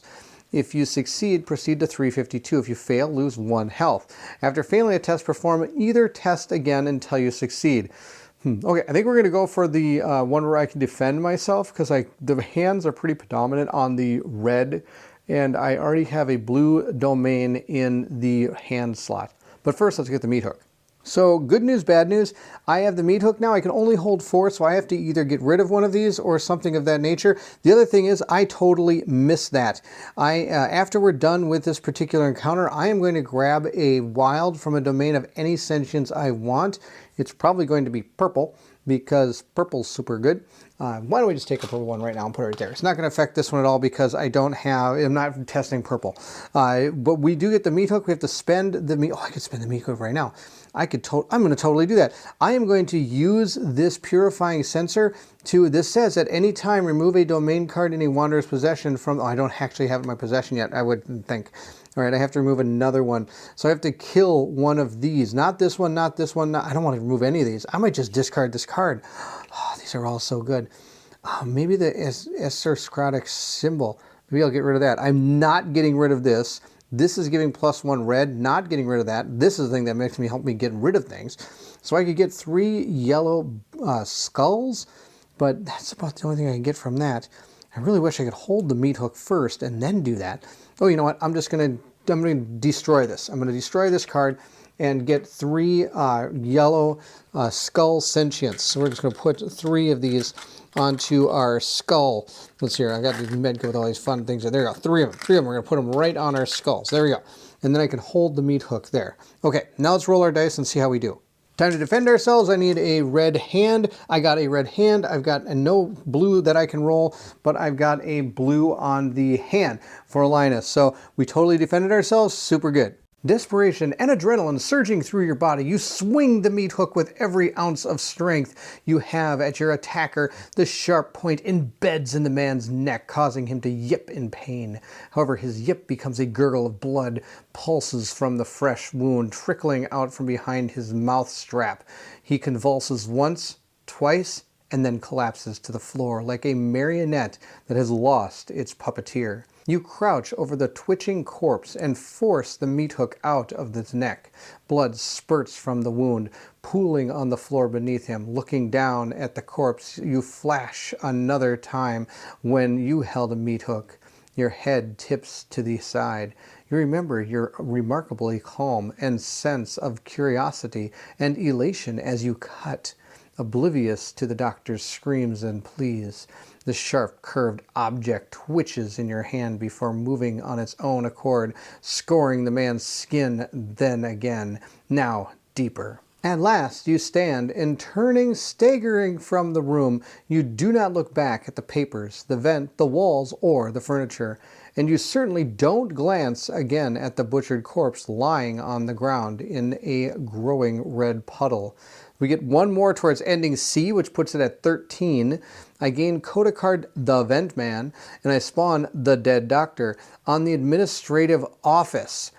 And then if we let's see here. And then we have, if you have not previously spawned the encounter subtle suggestions on administrative office. Oh, sorry, if not previously revealed, spawn subtle suggestions on administrative office. Then place a completed token on the administrative office, and there isn't one already, and remove the encounter card Clanking Vent from the game. Okay, we'll put the Dead Doctor here. It does take a pill token, so you know what that means. We're totally going to do that next, when we get a chance. All right, I'm going to do something tricky. I'm going to use this card to move. We're going to move up to 1-2 the treatment center. Here's what we're going to do here. I'm going to spend 1 to do a domain action. And the reason I'm doing it here is because there's 2 red and a blue, and I can't roll any red dice. So if I need some, I need some domains in the red area, and this is the best place to do it. So I got a hand, and I got a skull, and they also got a wild blue. Now here comes my trick. I can perform another domain action with this card. I can only perform 1 domain action per wanderer, but the cards do not count towards us. So I'm going to do it again. We're going to do it right here in the treatment center to get myself 2 eyes and a hand. With that done, I have 2 mental capacity left. I'm going to check out the treatment center. Sounds of movement arise from the treatment center's far end, accompanied by a phonograph's scratchy classical music. Slowly, cautiously, you move toward the noises. The ominous glow of harsh lighting glances off the cold steel equipment around you, filtering through the thick, dusty curtains that hang bunched up or draped on the poles, defining the treatment spaces. Drawing closer, you see the light comes from several large parabolic lamps aimed at a doctor and his patient. The patient is strapped into the examination chair, moaning and writhing as he tries to escape. It seems he isn't thrilled about his treatment. The doctor, who you recognize as Dr. Hempstead, looks up and grins as you draw near, beckoning with one hand as he tightens the patient's straps. "Ah, there you are," he exclaims. "Come, come, we are already behind schedule." Uncertainly, you step toward them. "And what treatment are we administering today, doctor?" you ask. The patient looks at you imploringly with wide, wild eyes, trying to speak unsuccessfully around the rubber heels secured between his teeth. "An excellent question," Dr. Hempstead explains. "I thought I would leave that up to you. What do you say to that?" "What's his condition?" Dr. Hempstead chuckles. "A maddening pain in my backside, that's what." He finishes tightening the straps with a brutal yank, then turns to face you. "So what will it be? Hydrotherapy? Lobotomy? Trepanning? Insulin shock therapy? Electroshock therapy? Perhaps a dose of malaria to even out his keel?" You look down at the patient. Part of you sympathizes with him, but another part is fascinated by the idea of what comes next. "Perhaps we should just let him go," you venture. The doctor expressions darkens. "The old ones demand a sacrifice," he says. "They must feed on a living consciousness. Wouldn't you prefer for it to be him rather than you?" A chill wraps around you and slithers up your spine. Immediately you sense the presence of something other looming over you, and you suspect it is hungry. Your heart hammers in your chest. What are you going to do? If you want to try to free the prisoner, go to 277. Should you prefer to betray Dr. Hempstead and sacrifice him instead, proceed to 294. I have a feeling, you know what? I'm done with all these doctors. None of these doctors seem nice. I think we just take them out. Let's go for it. 294. "I prescribe a lobotomy," you say. "Perhaps that will even out his temperament." "Ah, a fine choice," Dr. Hempstead says. "Very well, I have the hammer. And pick right over here somewhere." Dr. Hempstead finds the necessary tools and turns back to the patient. "Might I administer the treatment, doctor?" you ask. Of course, he replies, handing you the tools. Be my guest. You take the orbitoclast and hammer from Dr. Hampstead. Then you jam the long, thick needle into his neck. Hampstead staggers backward as awkward gurgling and choking sounds escape his throat, his hands fluttering up to grab the pick. You turn to the patient, frantically working to untie his bonds. The man looks at you, relief flooding his eyes. As soon as he has a free hand, he starts ripping at the buckles on his restraints too. You're 3/4 done. You're almost there. Something hits you hard in the back of the head. Black spots flash before your vision as you fall to the ground. Looking up, you see Dr. Hempstead standing above you. That was a mistake, he wheezes, gripping his neck. I suppose you'll do for the sacrifice after all. You black out. So ending C goes up one, but doesn't sound good. Spawn the encounter sacrifice to the old ones on the treatment center. You are now trapped in the treatment center. Okay, you can't perform any actions apart from entering sacrifice to the old ones. Another wanderer may also enter it to free you. Place a completed token on the treatment center. Return to the game. First thing, C goes up to 14. And then we'll spawn sacrifice to the old ones. Dr. Hempstead looms with his tools at the ready. A sacrifice must be made. The old one demands it. This isn't going to be good. Maybe I should have done it to the patient. Oh well, that's okay. Sadly, I have no way to get there at the moment, so we're just going to spend our last 2 for him to do the dead doctor. Though I think I have a pretty good idea how this one died.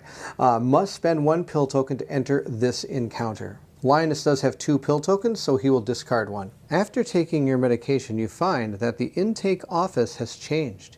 It's cold for one, almost like a meat locker. You run your hands over your arms as your teeth chatter. Turning right, you gasp. A doctor's body dangles from the ceiling, a meat hook jutting through his chest. His swollen tongue rests between his blue lips. His eyes are milky and lifeless. Walking over to him, you poke him with a finger. You feel silly doing it, but you've had enough surprises in this place to want to ensure this won't be another one. The corpse sways softly but makes no other movement. Cold air blasts from the vent overhead. Looking up, you see a piece of paper blow out of it, fluttering slowly down to the desk below. Frowning, you stand on a chair and look into the vent. Its cover open and pages waggling back and forth. Reaching in, you grab the book and pull it out. Flipping it around, you read the entry on its open page. It's only 1 sentence. She found me. I tried to save you, the corpse says behind you. Keep your composure. Test blue for 2 brain. If I fail, I lose a mental capacity. And since I don't have any mental capacity left, I would I would gain a point of injury. Linus has, he rolls no blue. He does have this, which gives him 1 blue. He needs to get 2 blue brains. I only have 1 yellow brain. I think we're going to see where this goes. Now, I do have some options. I could spend a blue skull over on Emily to allow him to roll an extra die if I wanted to, and I could also use this wild, giving him 3 rolls if I want to, but I'm not going to. I'm just going to take the 1 point of mental capacity, and since I'm at the end, like I said, I will take 1 damage instead, so I'm just going to go up to 4. You jerk with a yelp and spin around. The corpse is moving, its jaw cracking as its lips struggle to form words. The patients were all acting up, though it wasn't overly unusual, the corpse murmurs. But then the staff started changing too. The staff? You ask, climbing cautiously off the chair. The corpse nods slowly, his bloated neck bulging. You tried to find the answers to the madness within yourself, and I assisted you. What did we do? You say, half afraid of his answer. Whatever we could think of, no matter how extreme, he says. Even surgery. Once that failed, though, I sensed we were out of time. I tried to get a few of us, who were still somewhat sane, out, but it was too late. The grounds had already sealed off from our world. What happened then, you say? You caught us, the corpse manages. Nothing matters now. Even the dead are damned in this place. Then he tries to smile, his lips not quite working. I just wish I could have saved you. Choking back the lump in your throat, you whisper, I wish we could have saved each other. Ending C gets -1, D gets 2, I get a domain card, I gain a shard, and I can remove this encounter card from the game. C goes back to 13, but D goes up to 8. I also gain a shard, which I have a gazillion of, and I get a domain card. Now the problem is I have too many domain cards, so I believe I have to discard one in order to gain this card. Tarnished lighter equipment. When resolving a test, you may roll 1 additional die of any sentience. Oh my gosh, and it doesn't even say in one-time use, so that's fantastic. I know this is giving me +1 purple, but spend a domain from a dashboard to gain a shard. I'm not really ever going to use that, and I think the other ones are all pretty good. If your blue sentience is 3 or higher, you may perform an encounter action without spending. Am I ever going to have 3 or higher blue? No. I think we're going to get rid of that one. We're going to keep this one. Remember, I can have 5 of those because of one of my cards in here. Tools for treatment. Your domain card limit is increased by 1. So I am going to discard this card. I don't think I have any need for that one. Now, sadly, I can't use the purifying sensor because we already used it this round. That moves me into the refresh phase where I'll just put my characters up at 7 and 8. There are no enemies. I am going to then move into the next round. We're going into turn number 9. And for those of you keeping score at home, again, we are at 9, 4, 13, and 8, which puts our total at 34. I almost feel like this next turn we should really just concentrate on story and not really worried about the enemies, though I'm sure they're going to throw 3 of them at us. One of those 2 random ones, and I'm sure one of the major ones for this particular campaign story that we're doing. I've refreshed all our support cards, and we're going to go on to turn 9. We're going to check the spawn conditions on the back of each unspawned encounter card, and there is one we have to do. That's this one. If the Wanderer have the coda card, the Scrying Eye, and a blue consequence token on the administrative office, I'm going to spawn this encounter, and it says on the card itself that it's Asylum Records. You find that the door to the Asylum Records is now unblocked. What will you find inside? That's at 244. Also, it says to spawn Lobotomy and only 1 random terrorist. So I think this could be our big push to finish this off. The 2 enemies we're going to be spawning are Lobotomy, and we're also going to be spawning Prolapse here. We're going to roll Lobotomy, see where he goes. We're going to go on shard 14. Which is my favorite shard of all time. That is the North Wing, so it's going to be 3 yellows. Let's see what 3 yellows we're going to have to deal with.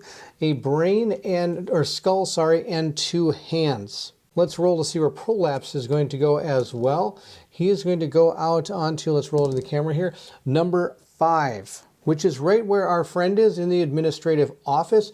So we're going to roll a blue, yellow, and green to see which ones he has here. He's got the skull, the brain, and the eye. We'll place these rifts out on these enemies here so that we know what we can attack them through. I'm really excited about Lobotomy with the 3 yellows here. Now, sadly, the yellow hands are not the best for me, but at least they still roll a ton of dice. So that is the enemies. We'll have them placed out on the board, and we're going to be able to start our turn. But before we have to put these 2 here, and I'm pretty sure you know what's going to happen to these poor guys before we get to there. These guys are hopefully going to be super dead before they even activate. You know what we're going to start with. We're going to start with this card here where everybody gets to roll a sentience die of one of the markers they have here. So I get to roll a purple for her, and I'm going to choose blue for him because I don't have any blue dice right now. So hopefully I can get something. We've got a blue brain and a purple skull. We'll place the purple skull right here, if I have room for it, and a blue brain over on Linus's card over here. And at this point, I'm going to attack Prolapse through his yellow skull using one of the cards that we have. We're going to use the one that I can use as an attack or confrontation action. We're going to flip over that card and hit him. He only gets to roll 2 dice for the yellow, but that's okay because I've got a lot. Oh my gosh, I got 2. Well, I've got some skull domains that I have, so I could do 3 right here, which would be 1, 2, 3, 4, 5. I could do 5 damage. I don't see why I don't. So we're going to spend all 3 of the ones that we have in order to do the damage, and we'll remove them from our board. Next, we're going to spend 2 mental capacity to attack through the green one. We're going to go through the green eye. I get to roll 3 dice for this and hopefully get enough to kill. Wow, 3 hands. That's terrible. So we did 1, 2, 3, 4, 5. I do have 2 green eyes. That was horrible. To be able to attack him for 7. That does kill Prolapse, but wow, that used a lot of our domains. I do get 2 shards for killing. And remember, he can spend shards in place of mental capacity, which is a super good power. So we'll put those 2 onto our board and call it a day. Emily's now the highest on the mental capacity track, and she's going to attack this one 1, 2, 3 spaces away. And again, we're going to use one of our cards to do a move, encounter, or attack action. So we're going to use that to hit this one. Now I get to roll like 6 dice, and we're going to go for that skull again. Lobotomy's probably going to wish it didn't appear on the board. I get to roll 6 dice. We got a total of 1, 2 right there. We'll roll 2 more dice. So 2, 3, 4, and I've got 2 of, I only spend 1 of my skulls. So I got 1, 2, 3, 4, 5 because of my uniform, and then this extra one is 6. Lobotomy's dead. Took me 1 shot at that guy. I get 1 shard. The shards that just keep on coming. So we'll put that on my board, and we've already destroyed all the enemies. And because I killed it, I get to go up 1 on my mental capacity track, and we'll remove Lobotomy from the board. Emily's high on the mental capacity track, and she's stuck. Remember, she is stuck, so she cannot move off it. There is a token for that, so that you can represent yourself from being stuck. I didn't put it out here because I knew that I'd have to do this almost right away this turn.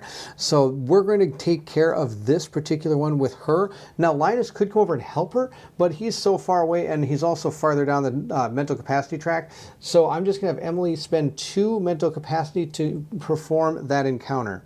It says here if you're saving another wanderer, go to 291, but if you're trying to free yourself, I have to test blue, which we all know is not the best for us, for a brain and a eye. On a success, I turn to 271. Otherwise, I return to the game, and this encounter will remain open, and I will remain trapped until I'm able to perform that action or somebody's able to come and save me. Emily only gets to roll 2 blue dice, but spoiler alert, I already have the domains for this, so it's not going to matter. I did get a wild, which is awesome, so that's going to count for anything. I'm going to let it count for my eye because I do have a... Oh, and I got the blue brain. Are you kidding me? I was going to spend my domains, but I don't even have to do that. I got a blue brain and a blue wild, which is going to count towards the eye, so we made it. We're just going to go to 271. You awake with a start of the feeling of leather straps cutting into your body. Your heart pounds in your chest as you see Dr. Hempstead smiling down at you. In his hands are a stainless steel hammer and a long, thin spike, an orbitoclast. Ah, you're awake, Dr. Hempstead says. Welcome back. He notices your gaze on the objects he holds in his hands.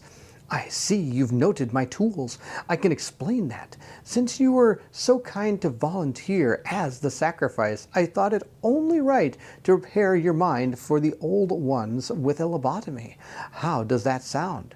You try to scream, but you can't. There's a rubber heel strapped in your mouth. Frantically, you thrust to pull against your restraints. You can't move, not even a little bit. I'll take that as approval, he says. Then he raises the pick above your eye. Now keep those peepers open for me, please. Panicking, you squeeze your eyes shut.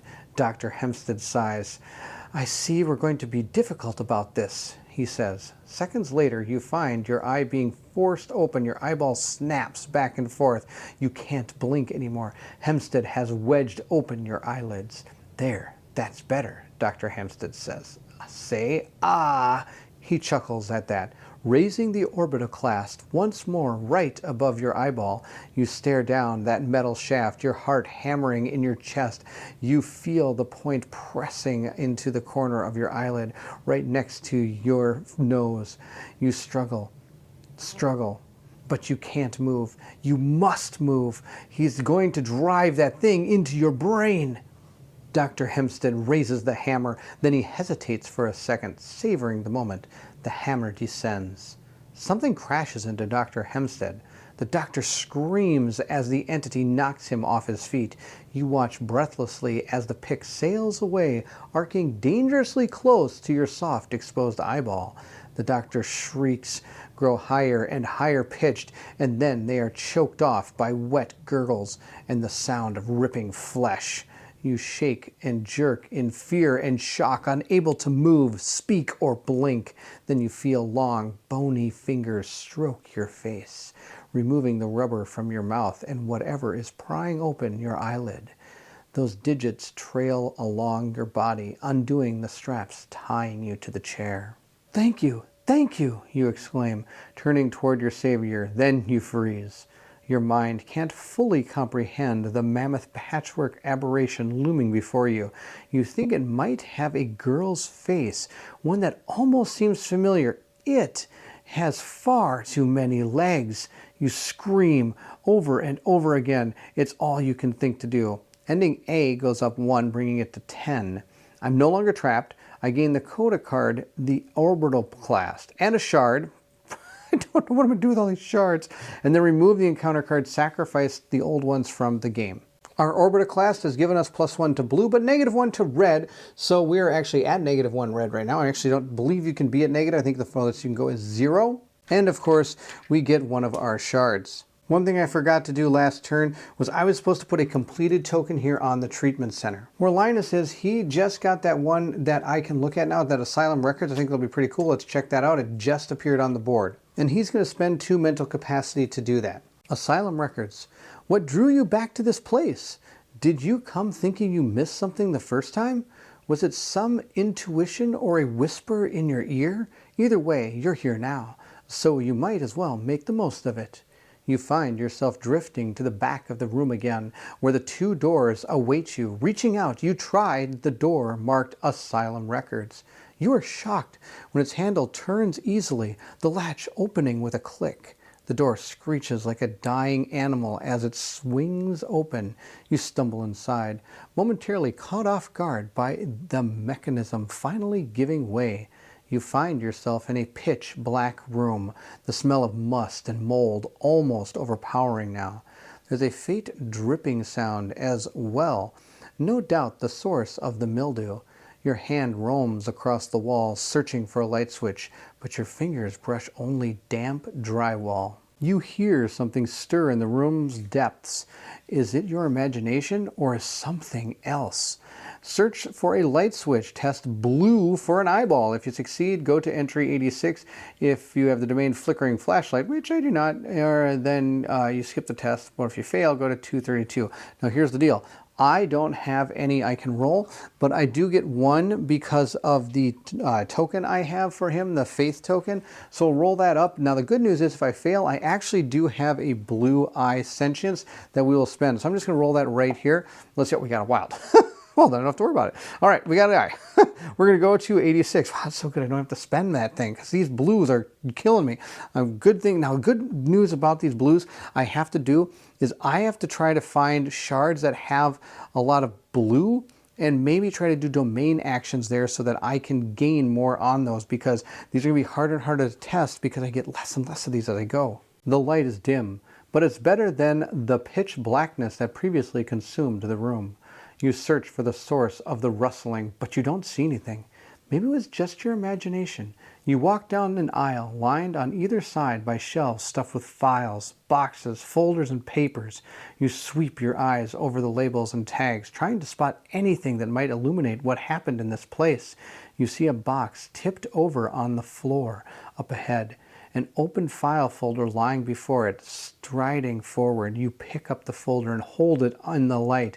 It contains a newspaper clipping, a local interest piece about the asylum. Haas Foundation saves alien asylum, the headline says. The article continues. It wasn't long ago that Lockwood Asylum was an alien institution whose future was shrouded in uncertainty. But that was before the Haas Foundation swooped in, saving Lockwood from a possible closure that would have left the asylum's patients on the streets and its employees jobless, says Facility Director Howard Kirsch. We were indescribably grateful for the Haas Foundation's part in keeping Lockwood Asylum open and serving as a vital help in the community. Because of their generous contribution, this facility will be able to offer the same restorative care we have in the past for many years to come. Picking up the article, you see a crumpled piece of scrap paper hastily shoved underneath it. On it, you find someone scrawling in big shaky letters, "Avoid the basement. It waits for you. In the trunk. I can't take it anymore." The paper is spattered with what looks like long dried blood. At this point, ending A and ending C both get a +1. I gain 3 shards and a domain card. Oh, that's awesome.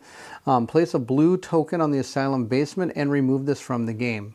We'll grab 3 more shards, the never-ending shards of power that keep on appearing. That I guess I could buy stuff for him. He's still got cards he can buy. I also get a domain card that I might be discarding here. We'll see what it says here. Abandoned revolver. Action. Spend X hand domains of any sentience to choose a terror in the same or adjacent space. The chosen monster loses X health. X is no more than 3, limit once per round. Or I can just get 3 red hands for this. Oh, or the meat hook. Spend 2 sentience. I don't like spending mental capacity, but it's almost like doing an attack action from one space away, but I get a lot of those red, which is kind of nice. Well, I'm going to have to get rid of one of these. I'm not getting rid of that. That's amazing. This gives me a Rex red die. That thing is super cool. So I think we're going to get rid of the meat hook. I'm going to keep the abandoned revolver and get rid of this meat hook. And I'm going to gain these 3 domains. So we'll retrade into our cup here, grab 3 of these, and put them onto our board. We get a hand, a skull, and a brain. There we go. And we're going to remove this card from the game. And that's my one-time use for this card. I'm just going to flip it over to remind myself that I've used it. At this point, I want to kind of get back together. We're kind of on the sides board because he can give her another one of those faith tokens. So I kind of want to get her down there. She's going to go 1, 2, 3. Not to mention there's a couple things here we haven't checked out in a while. And she's going to use this card to move. Now that she's moved, she's going to spend 2 mental capacity to check out one of these 2, either the pamphlet or the refuge. I don't know which one to do. You know what? She doesn't even have to make the choice because I can have Linus come over here as well and check out the other one. He's going to spend a shard to use it as a move, and he's going to move right there. He, of course, can only do that up to 3 times during a round, so I'll just place a token on that to remind myself how many times I've done it. And let's have her do the pamphlet, and he will do the refuge. Before I read this, I want to make sure I don't do anything super stupid. I'm going to use this to have moved the 3 spaces, not the support card. You ramble into your parents' bedroom, unsure what you're looking for and why you're there. What do you hope to find? Does it even matter? Drifting over the mahogany dresser, you run your fingers across the intricate scrollwork carved into its top front edge. Then your eyes spot something lying discarded atop it, a pamphlet for an asylum. You approach the brochure as if in a dream. Feeling old, suppressed emotions rolling to the surface as you do. Reaching down, you pick it up. There's no way in hell they'll cage my little girl in one of those places, your father rages, casting the pamphlet across the dining room table. She's going through a rough patch is all. She'll get over this. We'll get over this, and without the help of some snooty shrinkheads telling us what's wrong with her. Then what'll we do, Todd? Your mother asks. She's getting worse every day. We can't look away from this anymore. I'll tell you what we'll do, your father says. We'll do what we do every time the going gets tough. We'll band together. We'll take care of our own. Yeah, it might be tough, but she'll get better. And then everything will go back the way it has been. Now Dad swivels to look at you. Emily, we may need you to drop out of school for a while. It won't be for long. Just until your sister recovers. But with your mother and me working, we won't be able to care for Liz as fully as she needs. So we're going to be counting on you, Em. Will you do it? Everything within you screams for you to say no. You can feel your life crumbling underneath you even as you resolve cracks. The plan isn't about healing your sister, at least not truly. Are you really going to give up everything just so your family can play at being normal? At this point, try to guard your heart against your father's request. Test red for a skull. If you succeed, spawn the encounter through the closet on a random world shard. If you fail, spawn the encounter the old pipes on the entryway. Well, I roll nothing for red. So I could spend the red skull domain if I wanted to. And why not? We've got it. Might as well use it. So we'll place this out on a random shard, which will roll in just a second. There's a noise coming from the closet. Is there someone in there? I don't know if I really want to go there. Of course, you hear yourself saying, she's my sister. I'll do whatever she needs. Your father smiles broadly and squeezes your arm in his hand. That's my girl, he says. As he does, you feel the darkness closing around you, stifling you, trying to suffocate you. Perhaps your sister is free for a little longer, but you know you have now become a prisoner. Ending B goes up to 5, and I'm going to gain the coda card, the pamphlet, and I'm going to spawn the encounter, the Oil Man, on the west wing. Then the refuge is already spawned, so then we're going to put a completed token on the living room if it isn't there and remove the pamphlet from the game. Let's roll up a random shard and see where this goes. It goes to number 12. Let's see, where is number 12? 12 is the west wing. All right, we'll put that right over here on the west ring through the closet. That one cost us 2 mental capacity. And I lied. We're going to use this encounter, or the support card. And I'm not going to use that one because I could use a move on that. I'm going to use this one. I'm going to use that to do the support card to allow us to do that so we can keep our mental capacity. At this point now, I'm going to have Lioness do an encounter, and he's going to pay his final 2 shards for the turn to be able to not have to use his mental capacity to do this. The refuge. You slip into your bedroom. Your only true refuge. I think we went here before. I think we failed though.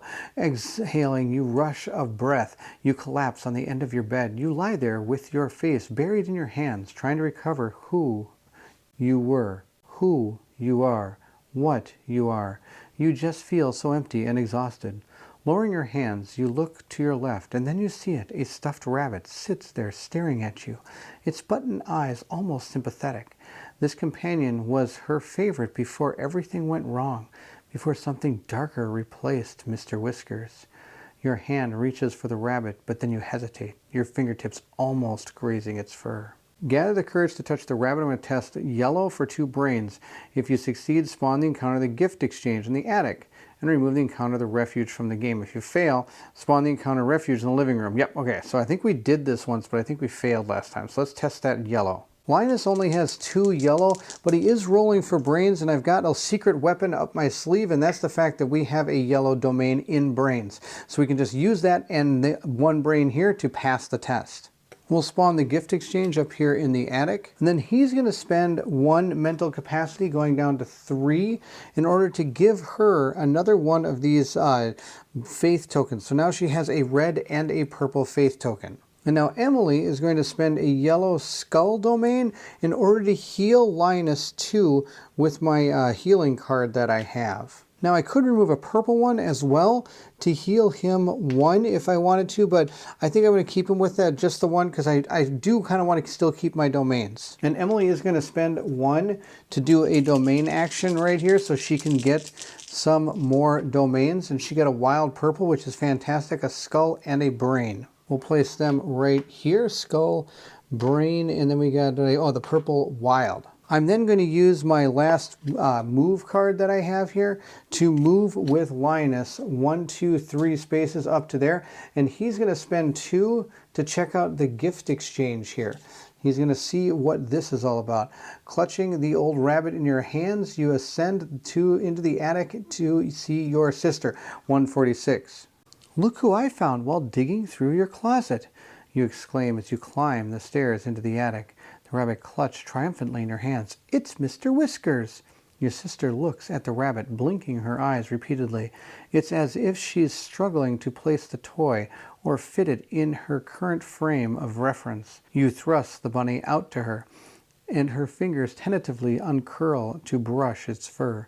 Then, trembling, she takes the stuffed animal and draws it close to her. I thought he was lost, she murmurs, adrift in the sands of time. Well, now he's back, you reply sunnily. And I think he's pretty happy about it, to truth be told. Liz closes her eyes, presses the bunny to her cheeks before jerking as if jolted. Mr. Thumblethorn wouldn't like this, she says. Then swiftly but regretfully, she sets the rabbit back down. Why not, you ask? What could he have against a little bunny? He's very jealous of me, Liz admits. He wants my only joy to come from him. Liz, what is Mr. Thumblethorn? You ask, sitting next to her. Why doesn't he want you to be happy? Don't you know, Emily? She replies. He's the darkness inside of me, and inside of you too. He'll get us both in the end. It'll just take a bit longer with you than it did with me. An unpleasant shiver streaks down your spine. Did something stir deep in your guts when Liz said that? How long have you known it was there? How many years have you denied feeding it? How do we make him go away? You whispered, drawing close to Liz. How do we get free of him? A single tear strays down Liz's cheek. I don't know. I'm not even sure death would work. Then grabbing Mr. Whiskers, she thrusts him back at you. Keep him safe for me, she says. Protect him. Your heart crumples as you take the rabbit back. I will, you reply. Liz, this is my fault. Did I do this to you? I'd take it again, Em, Liz said. You're my sister. Then an enormous grin spreads across her face as her gaze drifts to the left. Hello, my dear, she says. I've been waiting for you. Standing, you hurry from the attic, closing the door behind you. Ending A+1, D+1, I gain the coda card Mr. Whiskers, a shard. 2 domains of any skull I want. Spawn the encounter of the little rabbit in the abyssal maw. Then transport the wanderer Emily to the north wing. If Emily is currently dead or trapped, ignore this step. Next, have her go immediately to 268. A is going to go up to 12, and D goes up to 9. Linus is going to gain the coda card Mr. Whiskers, which gives him +1 to green, but -1 to purple, putting his green at 4 and his purple at 4. So he's actually doing okay in that aspect. We're then going to place the little rabbit on the abyssal maw, and then he's going to grab a blue and yellow sentience for the skull. I want to check out this rabbit, so we're going to use my move card that allows me to move for 1 space, which is my lost compass. Then I'm going to spend 1 to move, putting my mental capacity down to 2, and then I'm going to use my last 2 mental capacity to check out the little rabbit. But before I do, I'm going to use this as a domain card right here in this spot, so I can grab a purple and 2 blue. We'll roll up a 2 blue and a purple and see what we get. 2 blue eyeballs and a purple skull. And we'll place those right here onto our little board. It's waiting for you in the dark, throbbing corridor up ahead. You knew it would be, of course. And you know what it wants. You have something of mine. There is no static this time. You and it must be on the same frequency, at least momentarily. I know what you want, you say, but I don't know why I should give it to you. Why does it matter? I could ask the same thing to you, it replies. Why do you care about it? It's just a stuffed toy. How could it possibly mean anything to you? You look down at the object clutched in your hands, the rabbit, Mr. Whiskers. Your fingers dig into its velveteen fur as its black button eyes stare up trusting into yours. Why are you so attached to it? Is it because it reminds you of her? It's nothing but fabric and stuffing, it says. Just as people are little more than skin and guts. There is no intrinsic value in it. But I will tell you this, if you give it to me, if you accept this small sacrifice, then I will richly reward you. I don't trust you, you say. You are nothing but a blight on our existence. Why should I believe this?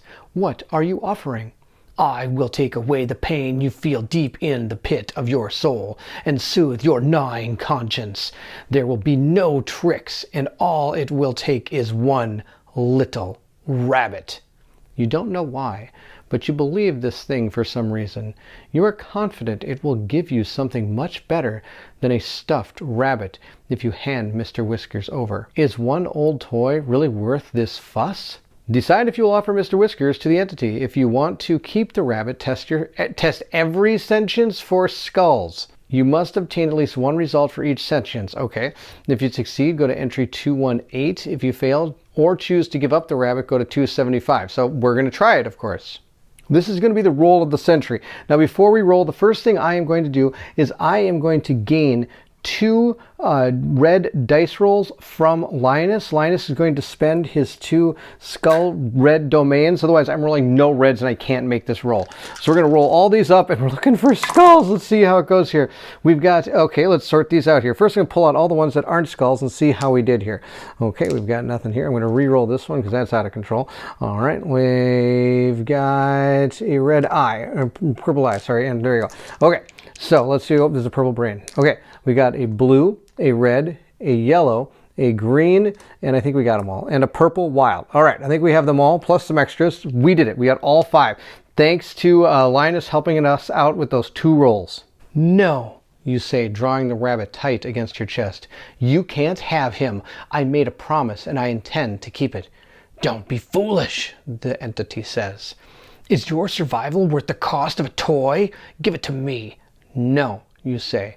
No, you can't have any more of her. You've stolen so much already. I won't help you hurt her again. A mistake. You sneer and spit at the jittering, fluctuating black Bruce as it fills the whole space before you. Then turning, you run. The thing won't catch you this time. And even if it does, you'll die knowing you stood up to it. You beat it, even if just this once, and in such a small way. Should this seal your fate? At least you had a moment of resistance. Elizabeth, you murmur, I'm so sorry I didn't do it sooner. We gain 3 points towards ending D, which is actually going to bring it to 12, which is our tied for the second highest.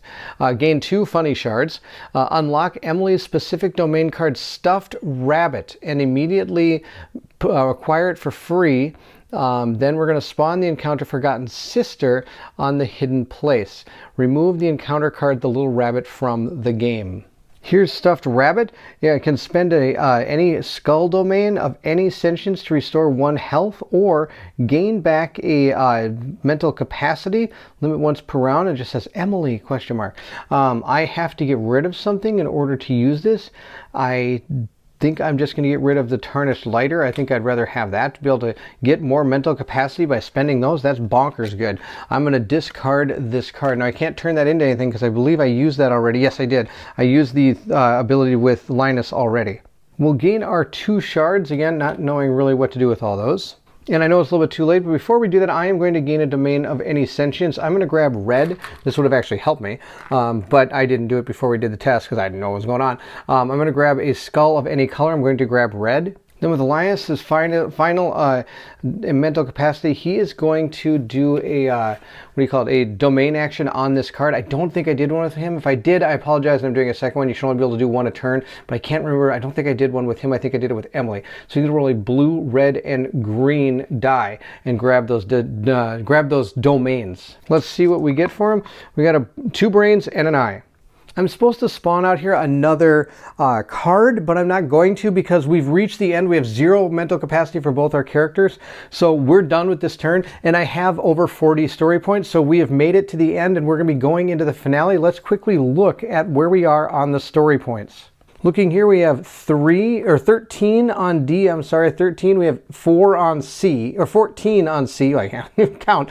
5 on D or B, and we have 12 on A. So our highest one is C, which means that's the finale we'll be going into. But of course, we'll be doing that in our next video. Thank you again so much for watching this playthrough. This game is super cool. It's super creepy. Oh my goodness, this is so much fun. I have to admit, during part of this, I was recording at night, and I actually had to reset up my reading area because I actually felt a little nervous with the stairs to my back. And so it's just me. I'm just weird that way. Maybe overactive imagination, thinking something's going to come down and get me. Anyway, we are done with the playthrough for here. Thank you so much for watching. I hope you enjoyed it. If you did, don't forget to like, subscribe, and hit that bell symbol so you know when the finale for Dawn of Madness comes out. Also, please feel free to leave anything in the comments below. I would love to hear from everyone. Have you had a chance to try this one out? Now, I know at the time of this recording, Mike at the One Stop Co-op Shop was also messaging me, telling me how much he's enjoying this game. And if he hasn't put his video up by the time I get my video up, I know he is also doing a video of it. I'll make sure to put a link to it in the description of this video if you're interested in seeing his Dawn of Madness playthrough turned out. If you're interested in supporting the channel, you can check out the Patreon. The link to that is also found in the description of this video. Those that have joined the Patreon are shown here on the screen. Thank you so much for your patronage. It does mean the world to me. Our Patreon supporters do get a few perks. One of them is they get to watch Colin and my playthrough videos usually a day or two ahead of time without any commercial interruptions. Also, they get a chance at deciding how the game evolves, and also sometimes they give them a chance to choose what characters we play with in our playthroughs. The Patreon supporters did choose Linus as our second wanderer to join Emily in this awesome asylum. So I thank them all for all their patronage support. There you go. This is Dawn of Madness. If you're excited to see if Emily and Linus can survive the finale, and we are going to be doing, the C story. So if you think we can survive the C story, or at least die trying, I guess you could say, then I need you to meet me at the table.